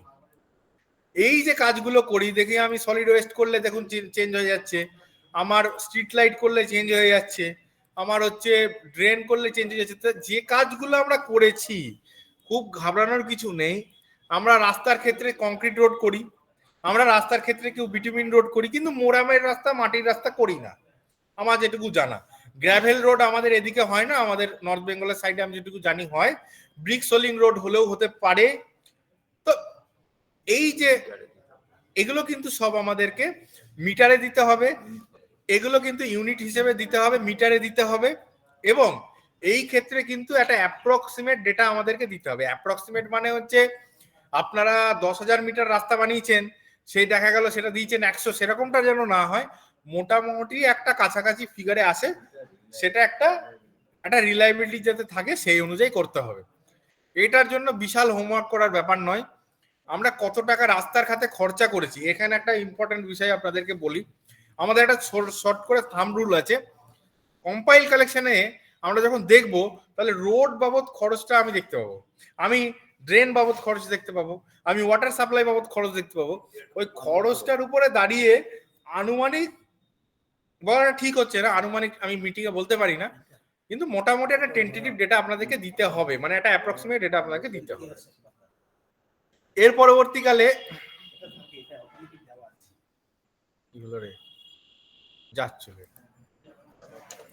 আচ্ছা, আমাদের লগ আউট হয়ে গেছে, খোলা ছিল অনেকক্ষণ বা কিছু একটা হয়েছে হয়তো আমার। এই রাস্তা দেওয়ার ক্ষেত্রে পিরিয়ডটা কোনটা হবে আর কি, মানে ওই 20-21 থেকেই? হ্যাঁ 20-21 থেকে।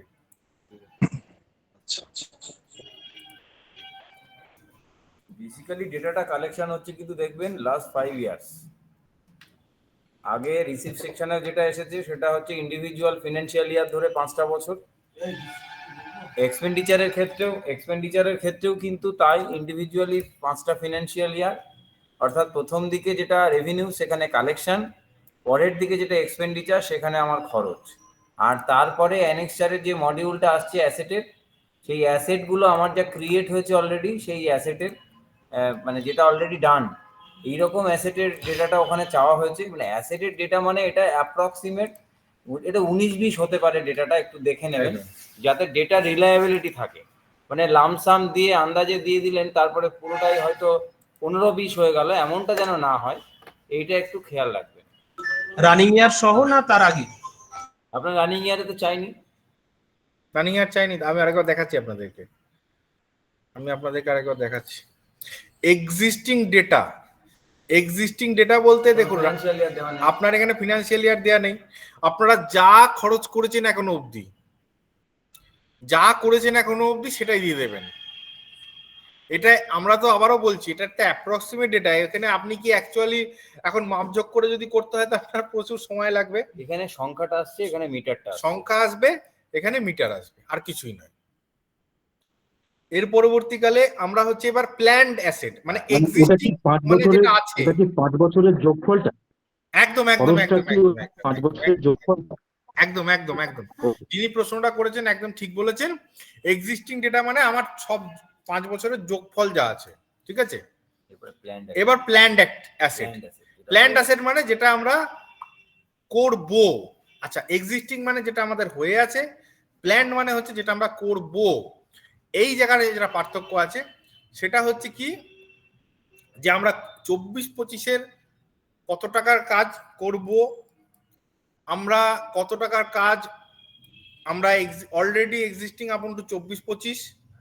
আচ্ছা, এর পরবর্তীকালে হচ্ছে 25-26, 26-27, 28, 27-28, 28-29, এইগুলোর ক্ষেত্রে হচ্ছে আমরা কত টাকার কাজ করব, একটা টেন্টেটিভ ডেটা আমরা দেব। কারণ আমি তো আজকের ডেটা বলতে পারবো না যে 27-28 সালে কি করব, তার মানে এটা আপনি ভুল দিচ্ছেন, এটা তো আমি বলতে পারি না। এটা হচ্ছে আপনাদেরকে একটা আনুমানিক ডেটা, যেটা এত বছর ধরে করেছেন তার নিরিখে বা তার পরিপ্রেক্ষিতে। একটা এক্সাম্পল দিয়ে বলা যেতে পারে। সে একটা এক্সাম্পল ভেবে নিন, আমরা যদি রোডে আছি, তো রোডটার কথা যদি ভাবা যায়, তাহলে নিউ সিমেন্ট কংক্রিট রোড তো অলরেডি এক্সিস্ট আপ টু 24-25। আমরা 24-25-এ কতটা ছিল, 25-26-এ আমার জিপির প্ল্যানে বা পঞ্চায়েত সমিতির প্ল্যানে কতটা আছে, 26-27-এ কতটা রাখতে চলেছি। ঠিক তেমনি ওরকম অ্যাজাম্পশন করে 27-28-29 করে দেবেন। তাহলে আমার কি হলো, এটা নিউ কারেন্ট কংক্রিট রোডের আমার যে মানে যেটা আমরা আগামী, এটা একটা ফিউচার প্ল্যান। 24-25, 25-26 হয়তো আমরা কাছাকাছি পেয়ে যাব, কিন্তু 27-28, 26-27 এবং 28-29 ইটস আওয়ার ফিউচার প্ল্যান। ফলে আমি রোডের ক্ষেত্রে কি ফিউচার প্ল্যান আছে, কত টাকা, নিউ রোডস এর ক্ষেত্রে, আপগ্রেডেশনের ক্ষেত্রে, এইরকম ভাবে প্রত্যেকটা অ্যাসেট ধরে ধরে একটা ফিউচার প্ল্যানের ডেটা এখানে তুলে দেওয়ার কথা বলা হচ্ছে। 19-20 হতে পারে, এর কোনো চাপ নেই আপনাদের। এটা সবাই জানে যে ফিউচারের জিনিস আপনি এখন থেকে কি করে বলবেন, সেটা নিয়ে চিন্তা নেই। এর পরবর্তীকালে হচ্ছে অডিট স্ট্যাটাস। দেবেশ দা, এখানে কি লেন্থে দিতে হবে নাকি? ওখানে অ্যামাউন্ট এটা দেখাচ্ছি আপনাদের। এখানে দেখুন সব, এটা কি চাইছে দেখুন, estimated fund required for maintenance of the credited and updated asset in rupees. এটা রুপিসে বলা আছে, ঠিক আছে। মনে রাখবেন, আমাদের রেভিনিউ, এক্সপেন্ডিচার বা অ্যাসেট যেখানে যাই করুন না কেন, যেখানে টাকা বসানোর ব্যাপার আছে, যেখানে যেখানে অ্যামাউন্ট পুট করার ব্যাপার আছে, একটা থাম্ব রুল মেনটেন করবেন, সেটা হচ্ছে নিয়ারেস্ট রাউন্ড ফিগারে যাবেন। কোনো পয়েন্ট দিয়ে পয়সায় লিখবেন না। যদি 10 টাকা 45 পয়সা থাকে তাহলে 10 টাকা লিখবেন, যদি 10 টাকা 55 পয়সা থাকে তাহলে 11 টাকা লিখবেন। কোনো ডেসিমেল ফিগারে যাবেন না, মানে দশমিক দিয়ে তারপরের ফিগারে যাবেন না, রাউন্ড ফিগারে কিন্তু টাকা মারতে হবে। আচ্ছা, এরপরে হলো গিয়ে আরএলবি অডিট স্ট্যাটাসটাকে একটুখানি বলে নিব। সেটা হচ্ছে এখানে বহু বছর পাবেন। আরএলবি অডিট স্ট্যাটাসে ইন্টারনাল অডিট এবং এক্সটার্নাল অডিটের কথা বলা হয়েছে। ইন্টারনাল অডিট গ্রাম পঞ্চায়েতের ক্ষেত্রে পাও সাহেব বা পিডিও সাহেবরা করেন, পঞ্চায়েত সমিতির ক্ষেত্রে সাও সাহেবরা করেন। তো ইন্টারনাল অডিট লাস্ট যে বছর হয়েছে আপনাকে সেটা সিলেক্ট করতে হবে। ধরুন আমি 23-24 আমার লাস্ট হয়েছে। এক্সটার্নাল অডিট লাস্ট যে বছর হয়েছে, ধরুন আমার 24-25 হয়েছে, তাহলে আমাকে সেটা সিলেক্ট করতে হবে। যখনই আমি এটা সিলেক্ট করলাম মানে আমার প্রিভিয়াস ইয়ার গুলো হয়ে গেছে, কারণ প্রিভিয়াস ইয়ারকে স্কিপ করে তারপরে হতে পারে না। তো সেখানে দাঁড়িয়ে আপনাদের অডিটের যে ডেটাটা আছে, যেটা লাস্ট ফিনান্সিয়াল ইয়ার আছে, সেটাই সিলেক্ট করতে হবে। এটা একটু জেনে নিতে হবে যিনি ডেটা এন্ট্রি করবেন, যে আমার ইন্টারনাল অডিটটি কোন ফিনান্সিয়াল ইয়ার অবধি হয়েছে এবং এক্সটার্নাল অডিটটা কোন ফিনান্সিয়াল ইয়ার অবধি হয়েছে। এখন প্রশ্নটা হচ্ছে, অনেকে বলবে যে আমি রিপোর্ট পেয়েছি হিসেবে ধরবো হয়েছে, নাকি না রিপোর্ট পাইনি হিসেবে ধরবো না। মানে প্রশ্নটা হচ্ছে আপনার অডিট কন্ডাক্টেড হয়েছে কিনা, কমপ্লিটেড হয়েছে কিনা, এইটার উপরে ডেটা চেয়েছে। এখানে কিন্তু বলেনি আপনি রিপোর্ট পেলে কমপ্লিট ধরবেন, মানে আপনার অডিটটা হয়ে গেছে, রিপোর্ট পাইছেন কি পাননি এটা কিন্তু এখানে জানতে চাইনি। অডিটটা যদি হয়ে থাকে তাহলে আপনার অডিট হয়েছে যে বছর অবধি সে বছরটা ধরবেন, রিপোর্ট পাওয়া না পাওয়া কিন্তু এখানে বক্তব্যের বিষয়ের মধ্যে নেই, এবং এটা কিন্তু একটা ইম্পর্টেন্ট ফ্যাক্টর। তো ইন্টারনাল অডিটর ক্ষেত্রে পঞ্চায়েত সমিতির ক্ষেত্রে দেখবেন সাও সাহেব বা ম্যাডামরা করবেন, পঞ্চায়েত সমিতির ক্ষেত্রে আমরা জানি পিডিও সাহেব বা পাও সাহেবরা করবেন, গ্রাম পঞ্চায়েতের ক্ষেত্রে তো সেখানে এটা দেখে নেবেন আপনাদের। আর ইএল অডিটের ক্ষেত্রেও এটা আপনারা জানেন কোন বছর অবধি হয়েছে, এটা যিনি ডেটা এন্ট্রি করবেন এটা কিন্তু খুব ক্রুশিয়াল জায়গা, অবশ্যই করে কিন্তু এটা আপনাদের এক্সিকিউটিভ এবং সেক্রেটারি সাহেব যিনি আছেন তার কাছে অবশ্যই তথ্য আছে, তার থেকে জেনে নিয়ে এই জায়গাটা ফিল আপ করবেন, লাস্ট যে বছর সেটা দিতে হবে। এর পরবর্তীকালে হচ্ছে আমাদের আরএলবি ফরেস্ট্রি আছে। আরএলবি ফরেস্ট্রি যদি থাকে যেখানে হচ্ছে সোশ্যাল ফরেস্ট এরিয়া কভার্ড কত স্কোয়ার মিটারে, যদি আমরা যেটা করেছি খরচ যদি কিছু থেকে থাকে আমাদের সেটা দেব। আর হচ্ছে স্কোয়ার মিটারে দিতে বলেছে, আর একটা হচ্ছে হ্যাঁ রুপিসে দিতে বলেছে। আচ্ছা স্কোয়ার মিটার কেন? আমরা গাছপালা যখন লাগাবো বা কোনো যখন কিছু হবে সেটা হচ্ছে আমরা কভারেজ হয় কিন্তু এরিয়াতে। এবার ফরেস্ট্রির ক্ষেত্রে এখানে একটা জিনিস আছে যেটা হচ্ছে যে আমার যদি কতটা জায়গা নিয়ে করেছি সেটা দিতে হবে, তো সেইখানে যদি আমার হয়ে থাকে তাহলে সেটা হয়। আর ফরেস্টের ক্ষেত্রে স্কোয়ার মিটার হয় কিন্তু ক্যানোপি এরিয়ার উপরে, মানে হচ্ছে কি যে আমার যতটুকু জমি আছে সেটার উপরেও নয়, অ্যাকচুয়ালি কিন্তু এরিয়া কভার্ড মানে হচ্ছে তার যে গাছপালার যে ডালপালা ছড়িয়েছে হিসেব অনুযায়ী কিন্তু ফরেস্টের মেজারমেন্ট কিন্তু ওর যে ডালপালা ছড়িয়েছে সেটাকে ধরে নিয়ে করা হয়। আমরা যদি যাই হোক দেখি সোশ্যাল ফরেস্ট্রি, আমাদের তো একসময় ইঞ্জিনিয়ারিং থেকে সোশ্যাল ফরেস্ট্রি স্কিম হয়েছে হ্যাঁ পঞ্চায়েত সমিতি বা গ্রাম পঞ্চায়েতে, সেক্ষেত্রে কিন্তু যেহেতু এটা 5 বছরের ডেটা চাওয়া হয়েছে, হয়তো সেটা 24-25 হয়নি কিন্তু প্রিভিয়াস ইয়ারে হয়েছে, হলে দেবে। যদি কনসার্ন ইয়ারে হয়ে থাকে জিপি তাহলে সেটা কতটা এরিয়া জুড়ে হয়েছে এবং তার কত এক্সপেন্ডিচার হয়েছে এই ডেটাটাই চাওয়া হচ্ছে। এবং এটা নিয়েও খুব একটা ঘাবড়ানোর কিছু নেই, ডেটাটা খুব যে মানে আপনাদের একদম এক্সাক্ট এরিয়াটা যদি নাও বসাতে পারেন স্কোয়ার মিটারে একটু 19-20 হলেও খুব একটা, এখানে আনুমানিক হলে খুব বেশি মহাভারত অশুদ্ধ হয়। হ্যাঁ কিন্তু আমার যেন রিলায়েবিলিটি থাকে, কিন্তু অ্যামাউন্টটা দেখবেন আপনাদের কিন্তু অবশ্যই বুকস অফ অ্যাকাউন্টসে রিফ্লেক্টেড, অ্যামাউন্টটা কিন্তু 19-20 হলে মুশকিল আছে। অ্যামাউন্ট অলওয়েজ মানে from your book of accounts. আচ্ছা এরপরে হচ্ছে আরএলবি মিসলেনিয়াসে এই যে তথ্যটা বলেছে কতগুলো স্কুল আছে যার একটাই নলকূপ আছে, কতগুলো স্কুল আছে যার অনেকগুলো নল আছে, পানীয় জলের নল, ড্রিঙ্কিং ওয়াটারের নল। তো এই যে ইলেকট্রিসিটি আছে কতগুলো পরিবারে, কতগুলো আছে গ্রাম পঞ্চায়েতের ইলেকট্রিসিটি আউটস্ট্যান্ডিং ইলেকট্রিসিটি বিল, কতগুলো মানে কত টাকা ইলেকট্রিক বিল পড়ে আছে, এই তথ্যগুলো খুব সিম্পল তথ্য। এই তথ্যগুলো আপনারা কোথাও একটা নোট ডাউন করে নেবেন, ডেটা এন্ট্রি অপারেটর যারা থাকবেন বা নোডাল যারা আছেন, এইগুলো নিয়ে আপনাদের পঞ্চায়েত সমিতির ক্ষেত্রে এটা আপনাদের অ্যাকাউন্ট সেকশন, স্কুলের ক্ষেত্রে আপনাদের এসআই অফ স্কুল, এবং হচ্ছে আপনাদের যারা কনসার্ন পার্সন আছেন ল্যাট্রিনের ক্ষেত্রে হচ্ছে আপনাদের এমএনবি সেল আছে। এই সবের ক্ষেত্রে কিন্তু ডিজাস্টারের ক্ষেত্রে আপনাদের বিডিএমও আছেন পঞ্চায়েত সমিতিতে, তাদের কাছ থেকে ডেটাগুলো পাবেন। গ্রাম পঞ্চায়েতের ক্ষেত্রে যে ডেটাগুলো যেটুকু অ্যাভেলেবেল আছে সেইটুকু অ্যাভেলেবেল ডেটা এখানে দেবেন। এই রিলেটেড যদি কোনো প্রশ্ন থাকে আপনারা অবশ্যই প্রশ্ন করবেন, কিন্তু আমাদের এখানে আমাদের ডিসি যিনি আছেন আমাদের মাননীয় জেলা সঞ্চালক আইএসডিবি সেলের, তিনি আমাদের স্টেটের একটি মিটিং হয়েছে কালকে এবং আমাদের এডিএম স্যারের সঙ্গে উনি বিশেষ কিছু আলোচনা হয়েছে, খুব ইম্পর্টেন্ট কিছু ইস্যু আছে সেগুলো উনি আপনাদের সামনে বলবেন, আমি ডিসি সাহেবকে বলতে বলবো। তারপরে আপনাদের যে স্পেসিফিক যদি কিছু প্রশ্ন থাকে সেটা আপনারা আমাদেরকে করবেন, আমরা অবশ্যই তার আমাদের মতো সহায়তা করব। আমাদের দাদা একটা কোশ্চেন ছিল, এর আগে যে সোশ্যাল ফরেস্ট্রিটা দেখলাম ওটা তো মানে এসএফসি ফান্ড থেকে হয়েছে সেই ডেটা, তো অন্য ফান্ডের তো না? না কোথাও বলা নেই, এটা যে কোনো ফান্ড থেকে, আপনার ওন ফান্ড থেকেও হতে পারে। আর বাকি যেগুলো আমরা ইনফরমেশন পেলাম সব এসএফসি তো? আপনি আমার মনে হচ্ছে ভুল বার্তা চলে যাচ্ছে সবার কাছে। না কারণ ডেটা খুব স্পেসিফিক ডেটা টুলবারে ঠিক করে দেওয়া আছে, স্পেসিফিক মেনশন করা আছে কোন ফান্ডের, RLB untied, RRB tied, 15th FC না স্টেট ফিনান্স কমিশন, এই টুলবার গুলো আপনাকে ফলো করতে হবে। You should follow your toolbar. পরিষ্কার করে টুলবারে বলা আছে এবং কোন ডেটা চাওয়া হয়েছে, কোন সালের চাওয়া হয়েছে, পার্টিকুলারলি মেনশন করা আছে। Please follow the language of toolbar. তাও যদি কোনো প্রশ্ন হয় বা সমস্যা হয়, আপনারা যদি কোথাও স্পেসিফিক এন্ট্রি করতে গিয়ে কোনো প্রবলেমে পড়েন, আপনারা আমাদেরকে বলবেন যে দাদা এই সেকশনে এই মাথায় এটা লেখা আছে। মাথায় কি লেখা আছে আমি বলি, এই যে দেখুন এখানে মাথায় যে এই লেখাটা লেখা আছে, আমার টুলবারে আমার মাথায় লেখা আছে আরএলবি মিসেলেনিয়াস অ্যাসেট। আমরা চট করে ধরে নেবো যে এটা আপনি কি প্রশ্নটা করতে চেয়েছেন। বা ধরুন আপনি একটা প্রশ্ন করলেন যে আরএলবি নন ট্যাক্স রেভিনিউ, তাহলে আরএলবি নন ট্যাক্স রেভিনিউ মাথায় লেখা আছে, এই যেখানে আছে। আপনারা যে কেউ প্রশ্ন করলে আমাদেরকে বলবেন যে মাথায় এটা আছে। আমি নোডাল সাহেব বা ডিও সাহেবদেরকে আপনারা আমার কাজটা সহজ করার জন্য আমি একটা সাজেশন দিতে পারি। আপনারা প্রত্যেকটা টুলবারের একটা করে প্রিন্ট নিয়ে নিন। প্রিন্ট নিয়ে আপনারা ম্যানুয়ালি সেটা সেক্রেটারি বা এনএস এর সহায়তা নিয়ে এটা ফিল আপ করুন, মানে as per your book of accounts. তারপরে আপনারা এন্ট্রি মডিউলে ঢুকুন, ইট উইল বি ইজি। একদম একদম।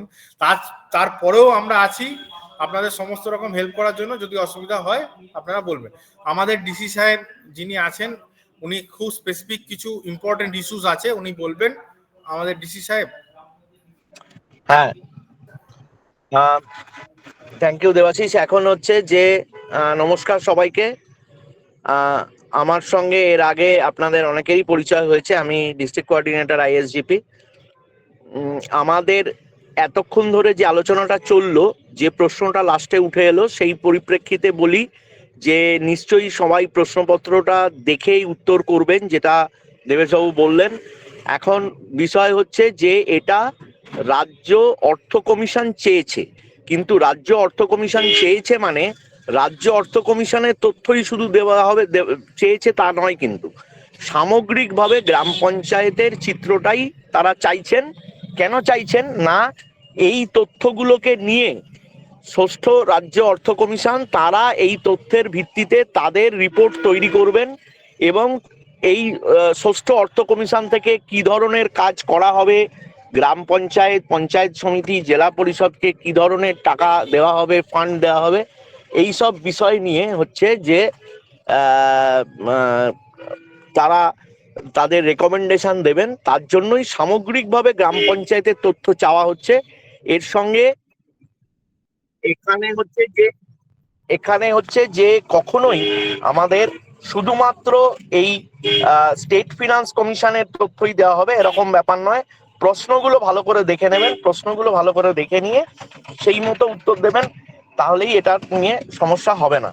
আচ্ছা, আর সমস্যা হলে অবশ্যই আমাদের যারা দায়িত্বে রয়েছেন আইএসজিপির আমার সহকর্মীরা, তাদেরকে জিজ্ঞাসা করবেন, আমাকেও প্রশ্ন করতে পারেন, করলে আমরা উত্তর দেব। পরবর্তী যে দুটো তিনটে বিষয় নিয়ে আমার বলবার, সেটি হচ্ছে যে আমরা জানি যে এই মুহূর্তে গ্রাম পঞ্চায়েতে অনেক রকমের কাজের প্রেসার রয়েছে। তার মধ্যে এটা আরেকটা যুক্ত হলো, কিছু করার নেই। আমাদের ডিপার্টমেন্টে ডেভেলপমেন্ট অ্যাক্টিভিটি বা পঞ্চায়েতের নর্মাল ফাংশনগুলোকে গভর্নমেন্টের সমস্ত জায়গা থেকেই বলা হচ্ছে যে স্বাভাবিকভাবে চালিয়ে নিয়ে যাওয়ার জন্য এই পরিস্থিতির মধ্যেও। তো সুতরাং তার মধ্যে এটাকেও আমাদের একটা আগামী 30শে নভেম্বরের মধ্যে শেষ করতে বলা হয়েছে এবং 30শে নভেম্বরের মধ্যে ডেটা এন্ট্রির কাজটা শেষ করলে তারপর এগুলোকে ভ্যালিডেট করবার একটা বিষয় আছে। এর মাঝখানেই আমাদের এই মুহূর্তে 2026-27 সালের পরিকল্পনা রচনার কাজটা চলছে। সেই পরিপ্রেক্ষিতে নিশ্চয়ই সবার মানে অলরেডি সেইভাবেই কাজ করছে। তবু আমি যেহেতু গতকালকে আমাদের রাজ্যে স্তরে একটা রিভিউ মিটিং হয়েছে, সেই পরিপ্রেক্ষিতে বলবার যে আমাদের জেলার যা টাইমলাইন আমরা দিয়েছিলাম সেই অনুসারে আজকের মধ্যে সমস্ত গ্রাম পঞ্চায়েতে 2026-27 সালের ড্রাফট প্ল্যান এবং ফর্ম 36-এ ড্রাফট বাজেট এইটা তৈরি হয়ে যাবার কথা। যদি কোথাও এতে কোনো রকম ঘাটতি থাকে তাহলে সেটা অবশ্যই করে নেবেন।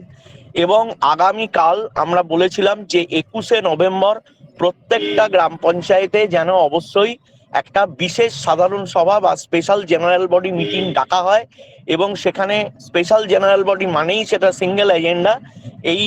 এই এজেন্ডা সেখানে থাকবে হচ্ছে খসড়া পরিকল্পনা এবং বাজেট 2026-27, এইটাই হচ্ছে আলোচনার বিষয়বস্তু। তাহলে সেই মিটিং এ যে খসড়া প্ল্যান এবং বাজেট তৈরি হলো সেটা সবাইকে মেম্বারদেরকে আমাদেরকে পড়ে শোনাতে হবে এবং তারা যা মতামত দেবেন সেই মতামত সংযোজন বিয়োজন সেটাকে খসড়া প্ল্যানটাকে আমাদেরকে ফাইনালাইজ করতে হবে। এটা জিপিডিপির এই প্রসেসের কিন্তু একটা পার্ট। এই রেজলিউশনটা খুবই গুরুত্বপূর্ণ একটা ডকুমেন্ট হবে এবং এই মিটিং এর ছবিগুলো অবশ্যই আপনারা তুলবেন। দ্বিতীয় যেটা জিপিডিপির ক্ষেত্রে এই মুহূর্তে আরেকটা গুরুত্বপূর্ণ বিষয়, যে আমরা জানি যে আমাদের পঞ্চায়েতের জিপিডিপির জন্য শুধু নয়, আমাদের পশ্চিমবঙ্গের পঞ্চায়েতের আইন অনুসারেও এই খসড়া পরিকল্পনা বাজেট নিয়ে নভেম্বর মাসে আমাদের গ্রাম সংসদ সভা, অর্ধবার্ষিক গ্রাম সংসদ সভা বা হাফ ইয়ারলি গ্রাম সংসদ মিটিং এটা করার কথা। সেইটা আমরা জেলা থেকে বলেছিলাম যে গোটা মুর্শিদাবাদ জেলার সমস্ত গ্রাম পঞ্চায়েত যেন 24শে নভেম্বর থেকে 12ই ডিসেম্বর এই সময়সীমার মধ্যে এই গ্রাম সংসদ মিটিং গুলো করে ফেলেন। তো সে আশা করা যায় যে নিশ্চয়ই এই আপনাদের প্রত্যেকের সেই শিডিউল গুলো তৈরি হয়ে গেছে। যদি কোথাও এখনো শিডিউল তৈরি না হয়ে থাকে, যদি কোথাও গ্যাপ থাকে, তাহলে অবশ্যই সেটাকে পূরণ করে ফেলতে হবে এবং শিডিউলটা করতে হবে। এবং শিডিউলটা করে এই গ্রাম সংসদ সভা শিডিউল করে কিন্তু আমাদের আইএসজিপির যারা আপনাদের গ্রাম পঞ্চায়েত এলাকার জন্য দায়িত্বপ্রাপ্ত রয়েছেন তাদের কাছে এইটাকে একটা কপি পাঠিয়ে দেবেন যে অমুক দিন আপনার অমুক সংসদে এই সংসদ সভা হচ্ছে। আমরা সবাই জানি যে দিনে 2টো করে আমরা এই সংসদ মিটিং কিন্তু করতে পারি। তো সেই হিসাবে দেখবেন যে যাতে আমরা নির্দিষ্ট 12ই ডিসেম্বরের মধ্যে এটাকে করে ফেলতে পারি।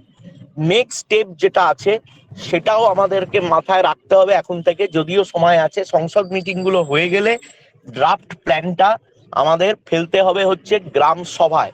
এইটা কিন্তু হচ্ছে বিশেষ গ্রাম সভা নয়, এটা হচ্ছে স্ট্যাটিউটারি গ্রাম সভা, যেটা বার্ষিক গ্রাম সভা প্রত্যেক বছর প্রত্যেক গ্রাম পঞ্চায়েতকে করতে হয়, যার অন্যতম প্রধান এজেন্ডা হবে পরবর্তী বছরের পরিকল্পনা এবং বাজেট।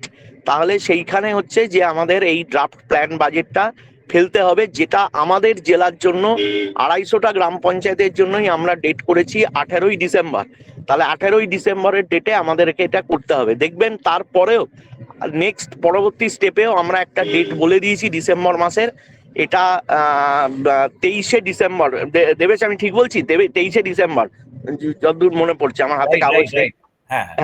হ্যাঁ 23শে ডিসেম্বর হচ্ছে প্রত্যেক গ্রাম পঞ্চায়েতের স্পেশাল জেনারেল বডি মিটিং আবার ডাকতে হবে, ডেকে আমাদের জিপিডিপি 2026-27কে ফাইনালাইজ করে দিতে হবে।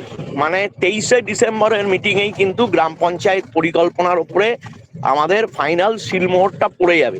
তো ফলে এই ডেটগুলো কেউ ফেল করবেন না। আগামীকালকের খসড়া প্ল্যান বাজেটের মিটিং যেন সমস্ত জায়গায় হয় এটা দেখে নেবেন।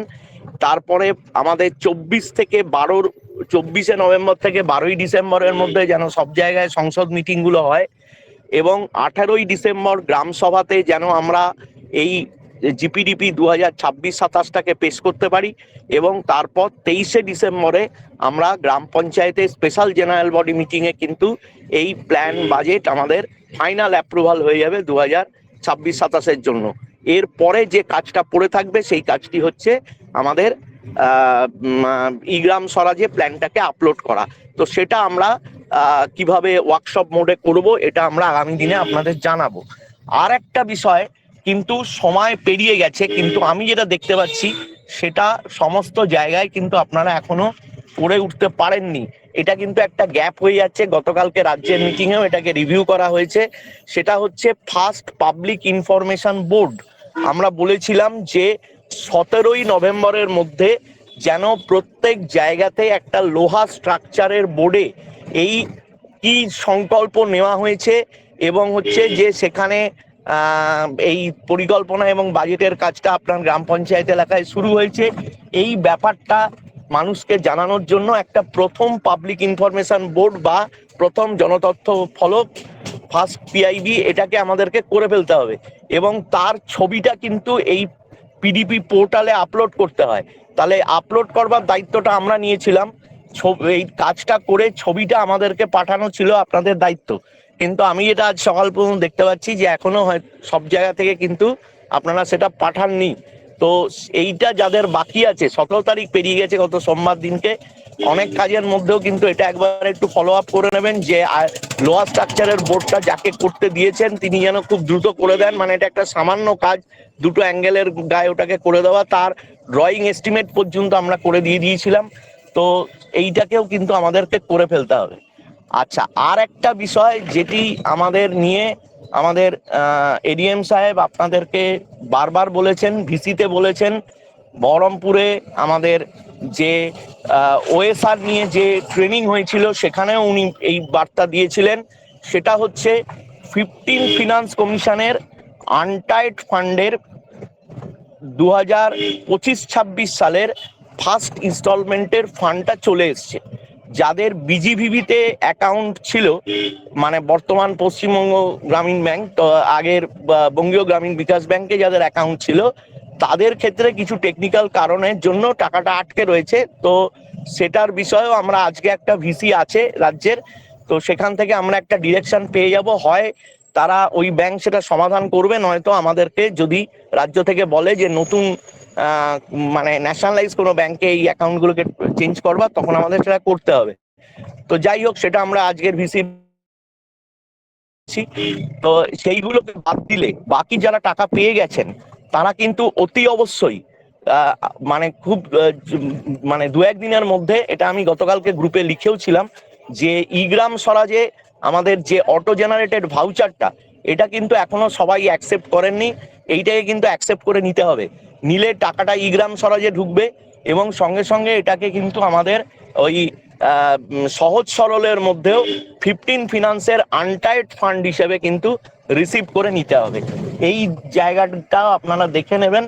আর একটা লাস্ট যেটা নিয়ে গতকালকে এডিএম সাহেব মিটিং করেছেন,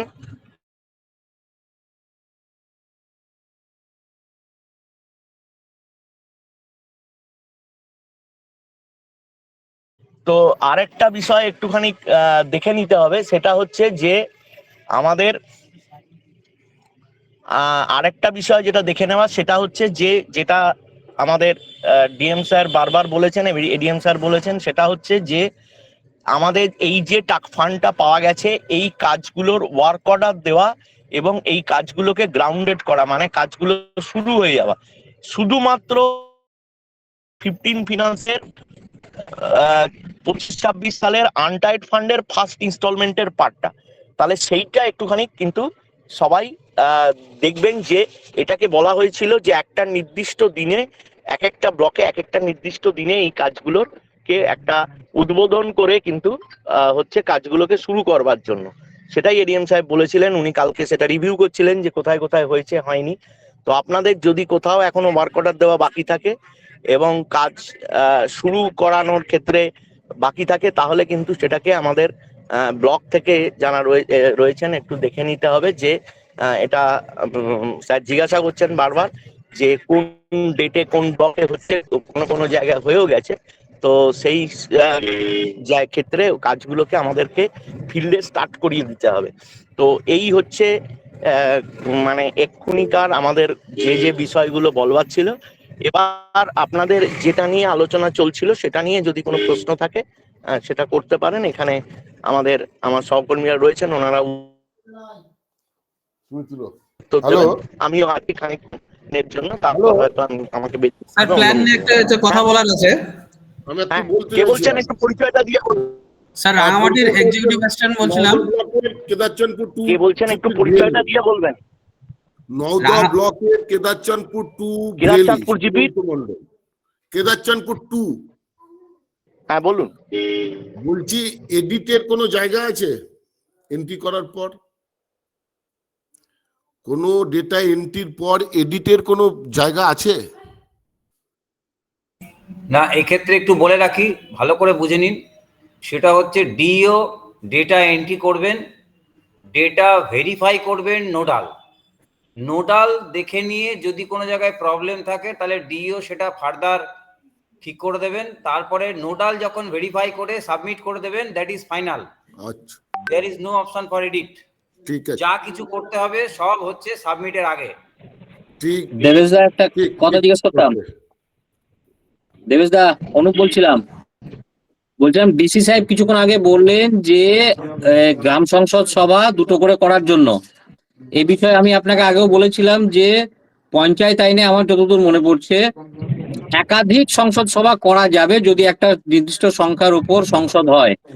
তাহলে সেই দিন কি আমি 3টে 4টে কি একদিনে 3টে গ্রাম সংসদ সভা করতে পারি না? এটা যদি ক্ল্যারিফাই করেন খুব সুবিধা, কারণ আমরা কিন্তু 3টে করে ডেট অলরেডি সিলেকশন করে ফেলেছি এক এক ডেটে। না, এই বিষয়ে অনির্বাণদা যদি কিছু বলেন। অনির্বাণদা, অনির্বাণদা শুনতে পাচ্ছেন?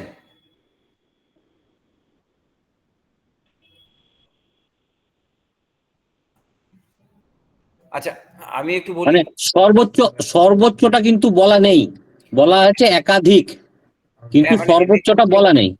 আমি বলি, শুনুন শুনুন, বিষয়টা যেটা বলা হচ্ছে যে এখানে একটা আপনি যেটা বলছেন গাইডলাইন, সেটা না, ওইভাবে নয়। ব্যাখ্যাটা হচ্ছে যে সর্বোচ্চ জিপি দুটো করে করতে পারবে, ঠিক আছে? তো এইটাকে ধরে আপনি করুন, ঠিক আছে? তাতে যদি আপনার টাইম লাইন একটু পিছোক, অসুবিধে নেই, ঠিক আছে?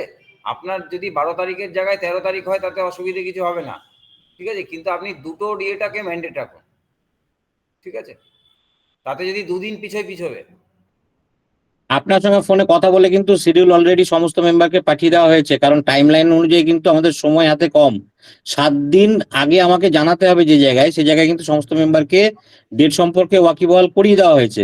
আচ্ছা, ঠিক আছে, আমি আপনার সঙ্গে পার্সোনালি কথা বলে নিচ্ছি। ওকে ওকে ওকে ওকে আচ্ছা ঠিক আছে, যেটা করেছেন ঠিক আছে, যেটা সেটা রাখুন, সেটা যেন বাস্তবসম্মত হয় এবং বাস্তবে যেন মিটিং গুলো করতে কোনো অসুবিধা না হয়, এটা দেখুন। আপনার দুটো হোক 3টে হোক প্র্যাকটিক্যালি যেন হয় এবং তার ছবি এবং রেজলিউশন যেন আমাদের কাছে পৌঁছয়, এটা হচ্ছে সবচেয়ে বড় বার্তা।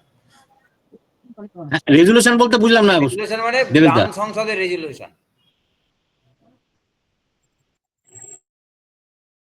স্যার বলছি রাঙামাটির এক্সিকিউটিভ অ্যাসিস্ট্যান্ট বলছিলাম। গ্রাম সংসদ দাঁড়ান, গ্রাম সংসদের রেজলিউশন মানে গ্রাম সংসদ মিটিং এর খাতায় যারা উপস্থিত হলেন তারা সই করবেন এবং সেখানে খসড়া পরিকল্পনাটা পেশ করা হলো এবং সেই বিষয়ে বিভিন্ন লোকজন যে মতামত দিলেন সেই ব্যাপারগুলো লেখা থাকবে এটাই নিয়ে, এবং হচ্ছে ওই সংসদের মেম্বার যিনি ওই গ্রাম সংসদ মিটিংটা সভাপতিত্ব করছেন তিনি লাস্টে সভাপতি হিসেবে সই করবেন। এই রেজলিউশনটার কথা বলা হচ্ছে। হ্যাঁ বলুন, আরেকজন কি বলছিলেন? হ্যাঁ, রাঙামাটির এক্সিকিউটিভ অ্যাসিস্ট্যান্ট বলছিলাম। বলুন। সেটা হচ্ছে 15 ফিনান্সে যে সমস্ত ক্রাইটেরিয়া এবং যে পরিমাণ অ্যামাউন্ট ধরে আমরা প্ল্যান করেছিলাম, এবার হচ্ছে 1 এপ্রিল 2026 থেকে তো 16 প্লাস চলে আসছে, আমরা আগেকার ক্রাইটেরিয়াই ফলো করব তো? 16 প্লাস কে বলছে? আমি প্রথমেই যেটা বলি, আপনারা আমি প্রথমেই যেটা বলি, এটা নিয়ে কোনো কনফিউশন কেউ যেন তৈরি না হয়। সেটা হচ্ছে 15 ফিনান্স কমিশনের মেয়াদ শেষ হয়ে গেছে 2024-25 সালে। 25-26 সালেই পরবর্তী ফিনান্স কমিশন আসার কথা ছিল, কিন্তু 16 ফিনান্স কমিশন এখনো পর্যন্ত তাদের রিপোর্ট রেডি করেনি বা সেই রিপোর্ট নিয়ে এখনো আমাদের পার্লামেন্টে অ্যাপ্রুভাল বা এই জাতীয় ব্যাপারগুলো হয়নি। সেই কারণের জন্য 15 ফিনান্স কমিশনই কন্টিনিউ করছে। 15 ফিনান্স কমিশন এই কারেন্ট ফিনান্সিয়াল ইয়ারেই থাকার কথা ছিল না, কিন্তু সেটা গভর্নমেন্ট অফ ইন্ডিয়া থেকেই অর্ডার করে 15 ফিনান্স কমিশন কন্টিনিউ করে দেওয়া হয়েছে এবং আপনারা তার ফার্স্ট ইনস্টলমেন্ট পেয়েও গেছেন। পরবর্তী বছরের জন্য 15 ফিনান্স কমিশনই চলবে, এই মর্মেই আমাদের কিন্তু কাছে বলা হয়েছে এবং হচ্ছে প্ল্যানও ওই 15 ফিনান্সের গাইডলাইন অনুসারেই করা হবে। 16 ফিনান্সের এখনো পর্যন্ত কোনো কিছু আসেনি এবং এটা পরবর্তী ফিনান্সিয়াল ইয়ারেও হয়তো আসবে না বলে ধরে নেওয়া হচ্ছে, তারপর হয়তো হবে।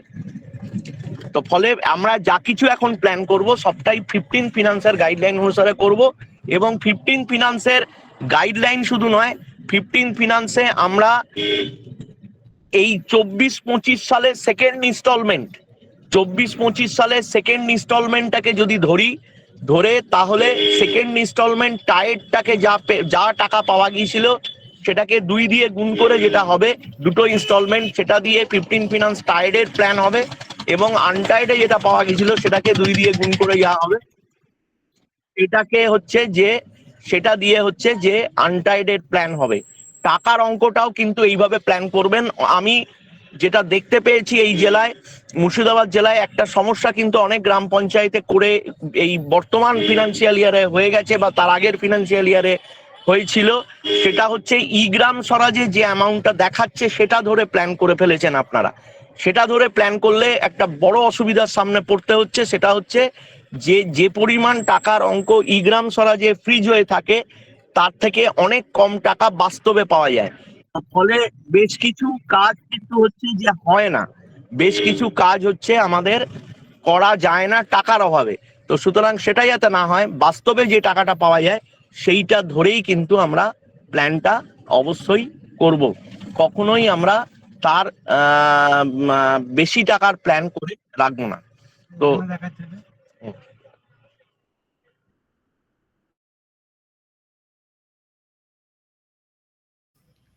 তো আমরা মিটিংয়ের প্রায় শেষ পর্বে।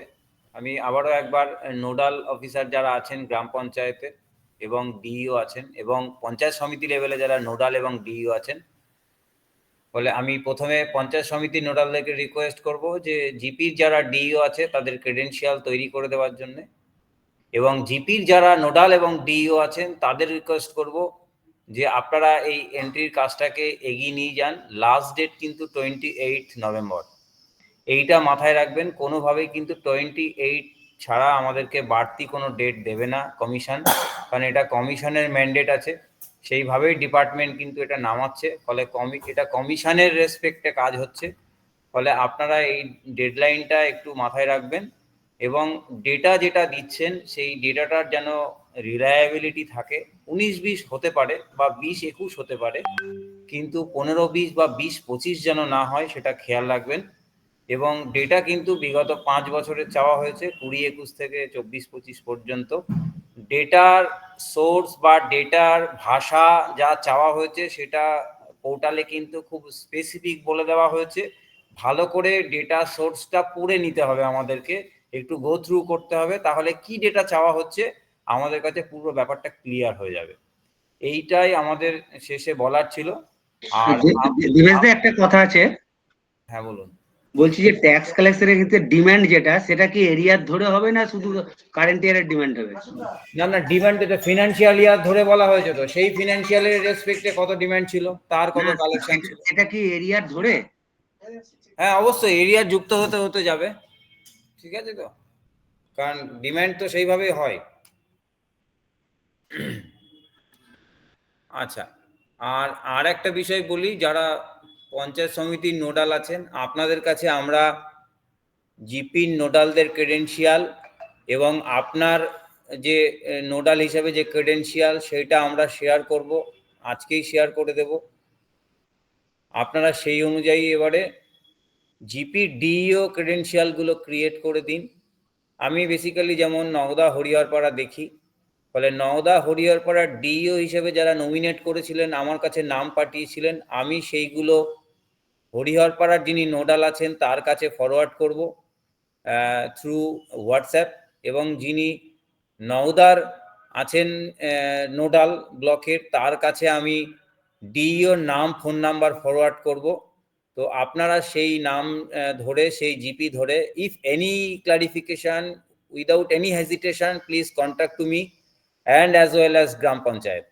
ফলে আপনারা জিপির সঙ্গেও একবার কনফার্ম হয়ে নিতে পারেন যে এই ডিইও ফাইনাল তো, কারণ আমাদের কাছে অলরেডি জিপি নমিনেট করেছে, সেই নমিনেশন আমার কাছে আছে, বা যারা আইএসজিপি থেকে অন্যান্য ব্লক যারা দেখছেন তাদের কাছে আছে কিনা আমি জানি না, তাহলে তারা করে নেবেন, তাদের সঙ্গে কমিউনিকেট করবেন। কিন্তু নওদা হরিহরপাড়ার ক্ষেত্রে 20টা ডিইওর নামই আমার কাছে আছে, আমি ব্লকের নোডালদের কাছে এটা ফরওয়ার্ড করব এখন আফটার মিটিং। আপনারা কথা বলে জিপির সঙ্গে ফাইনাল করবেন। তবে একটা জিনিস মনে রাখবেন, আমাদের কাছে কিন্তু কোনো ক্রেডেনশিয়াল লায়াবিলিটিস আর থাকছে না, ফলে কোনো ভুল হলে কিন্তু সেটা আপনাদের এন্ডে ঠিক করতে হবে, কারণ আমাদের কাছে কোনো ক্রেডেনশিয়াল আমরা রাখবো না।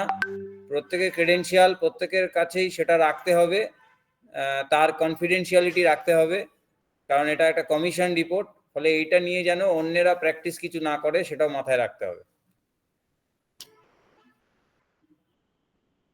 আর কিছু যদি কারো জানা থাকে বলুন, নাহলে আমরা মিটিং শেষ করব।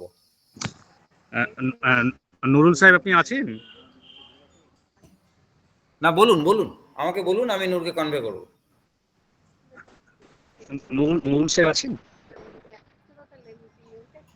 আমাকে বলুন।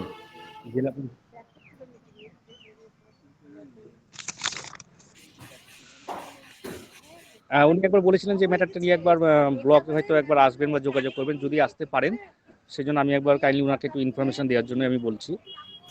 আচ্ছা, নূরের কন্ট্যাক্ট নাম্বার আপনার কাছে আছে?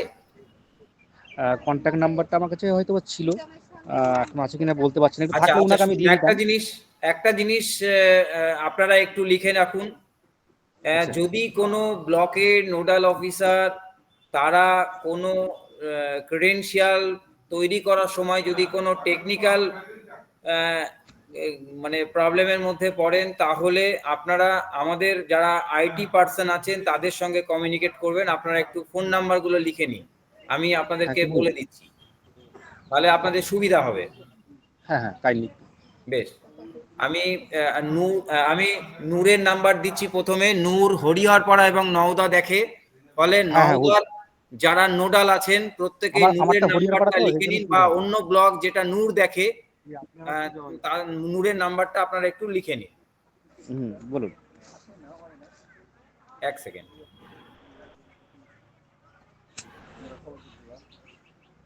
907391 907391 4198। ফলে কোনো পঞ্চায়েত সমিতি, মানে বিশেষ করে নূর যেগুলো দেখে, নওদা, হরিহরপাড়া এবং আর কোন ব্লক দেখেন উনি? নাম্বারটা আরেকবার। 907391 4198। নূরের এই ফোন নাম্বারটা বেশি প্রয়োজন হবে যারা পঞ্চায়েত সমিতি লেভেলে ডিইও বা নোডাল আছেন, কারণ যখন এই কোনো টেকনিক্যাল প্রবলেম ক্রেডেনশিয়াল তৈরি করার ক্ষেত্রে লাগবে, তাহলে নূরের সঙ্গে মানে যোগাযোগ করবে। আর যারা বেলডাঙ্গা 1, 2 এবং বহরমপুর আছেন তারা রাজার সঙ্গে যোগাযোগ করবেন। রাজার নাম্বার আমি দিয়ে দিচ্ছি। রাজার নাম্বার হচ্ছে 907391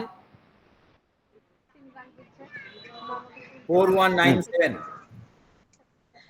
4197। হ্যাঁ, এটা রাজার নম্বর। ফলে নূরের সঙ্গে যোগাযোগ করবেন নওদা, হরিহরপাড়া, রাজার সঙ্গে যোগাযোগ করবেন বেলডাঙ্গা 1, 2 এবং বহরমপুর।